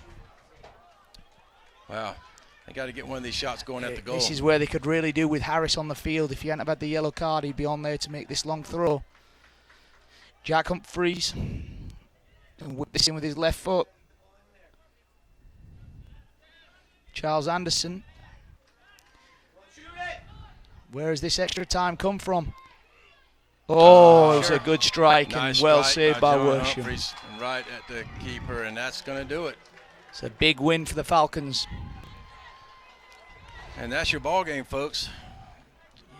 The Eagles go down. The Chapin Eagles lose here tonight 2-1 to AC Flora. Well played, tough, hard-fought match. So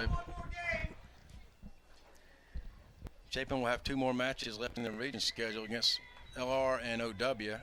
AC Flora still to face Dreer. So a lot Mark of your work. calendars for that game. I know it was 3-2 in the first meeting, and Dreer will be buoyed by the result tonight. And all Chapin fans will be Blue Devil fans that night, I think. That's right. I think so. I want to thank everyone for joining us, CSPN Sports, for tonight's broadcast. Thanks, Coach Taylor, for coming and joining us, and Thanks for having to me, the Jared. legend Rob Strickland for joining in here with us. You had a good time tonight doing this, Rob? Oh, I really enjoyed it. Thanks for having us. Yeah, so Big shout out to all the 12 people out there listening. 1,200. That's 11 more than we I had heard last with week. 12 that we double the record with my appearance. It must have been Bobby T coming at halftime. I think there were 26 before I got on. 14 of them left. Ex-players of mine. Well, there's 30 now. 30. Look at that, it's a new record. You brought 4 in, so you did good. So, all right. Thanks, so Mom. We're gonna, Aunt Patty, thank you. So we're going to say goodnight as the Eagles go down 2-1 in the tough region match, and thank you for joining us. And until next time, good night. And tomorrow night we'll be broadcasting CSPN Sports with the Chapin High School varsity baseball team against Camden. Good night. Thank you.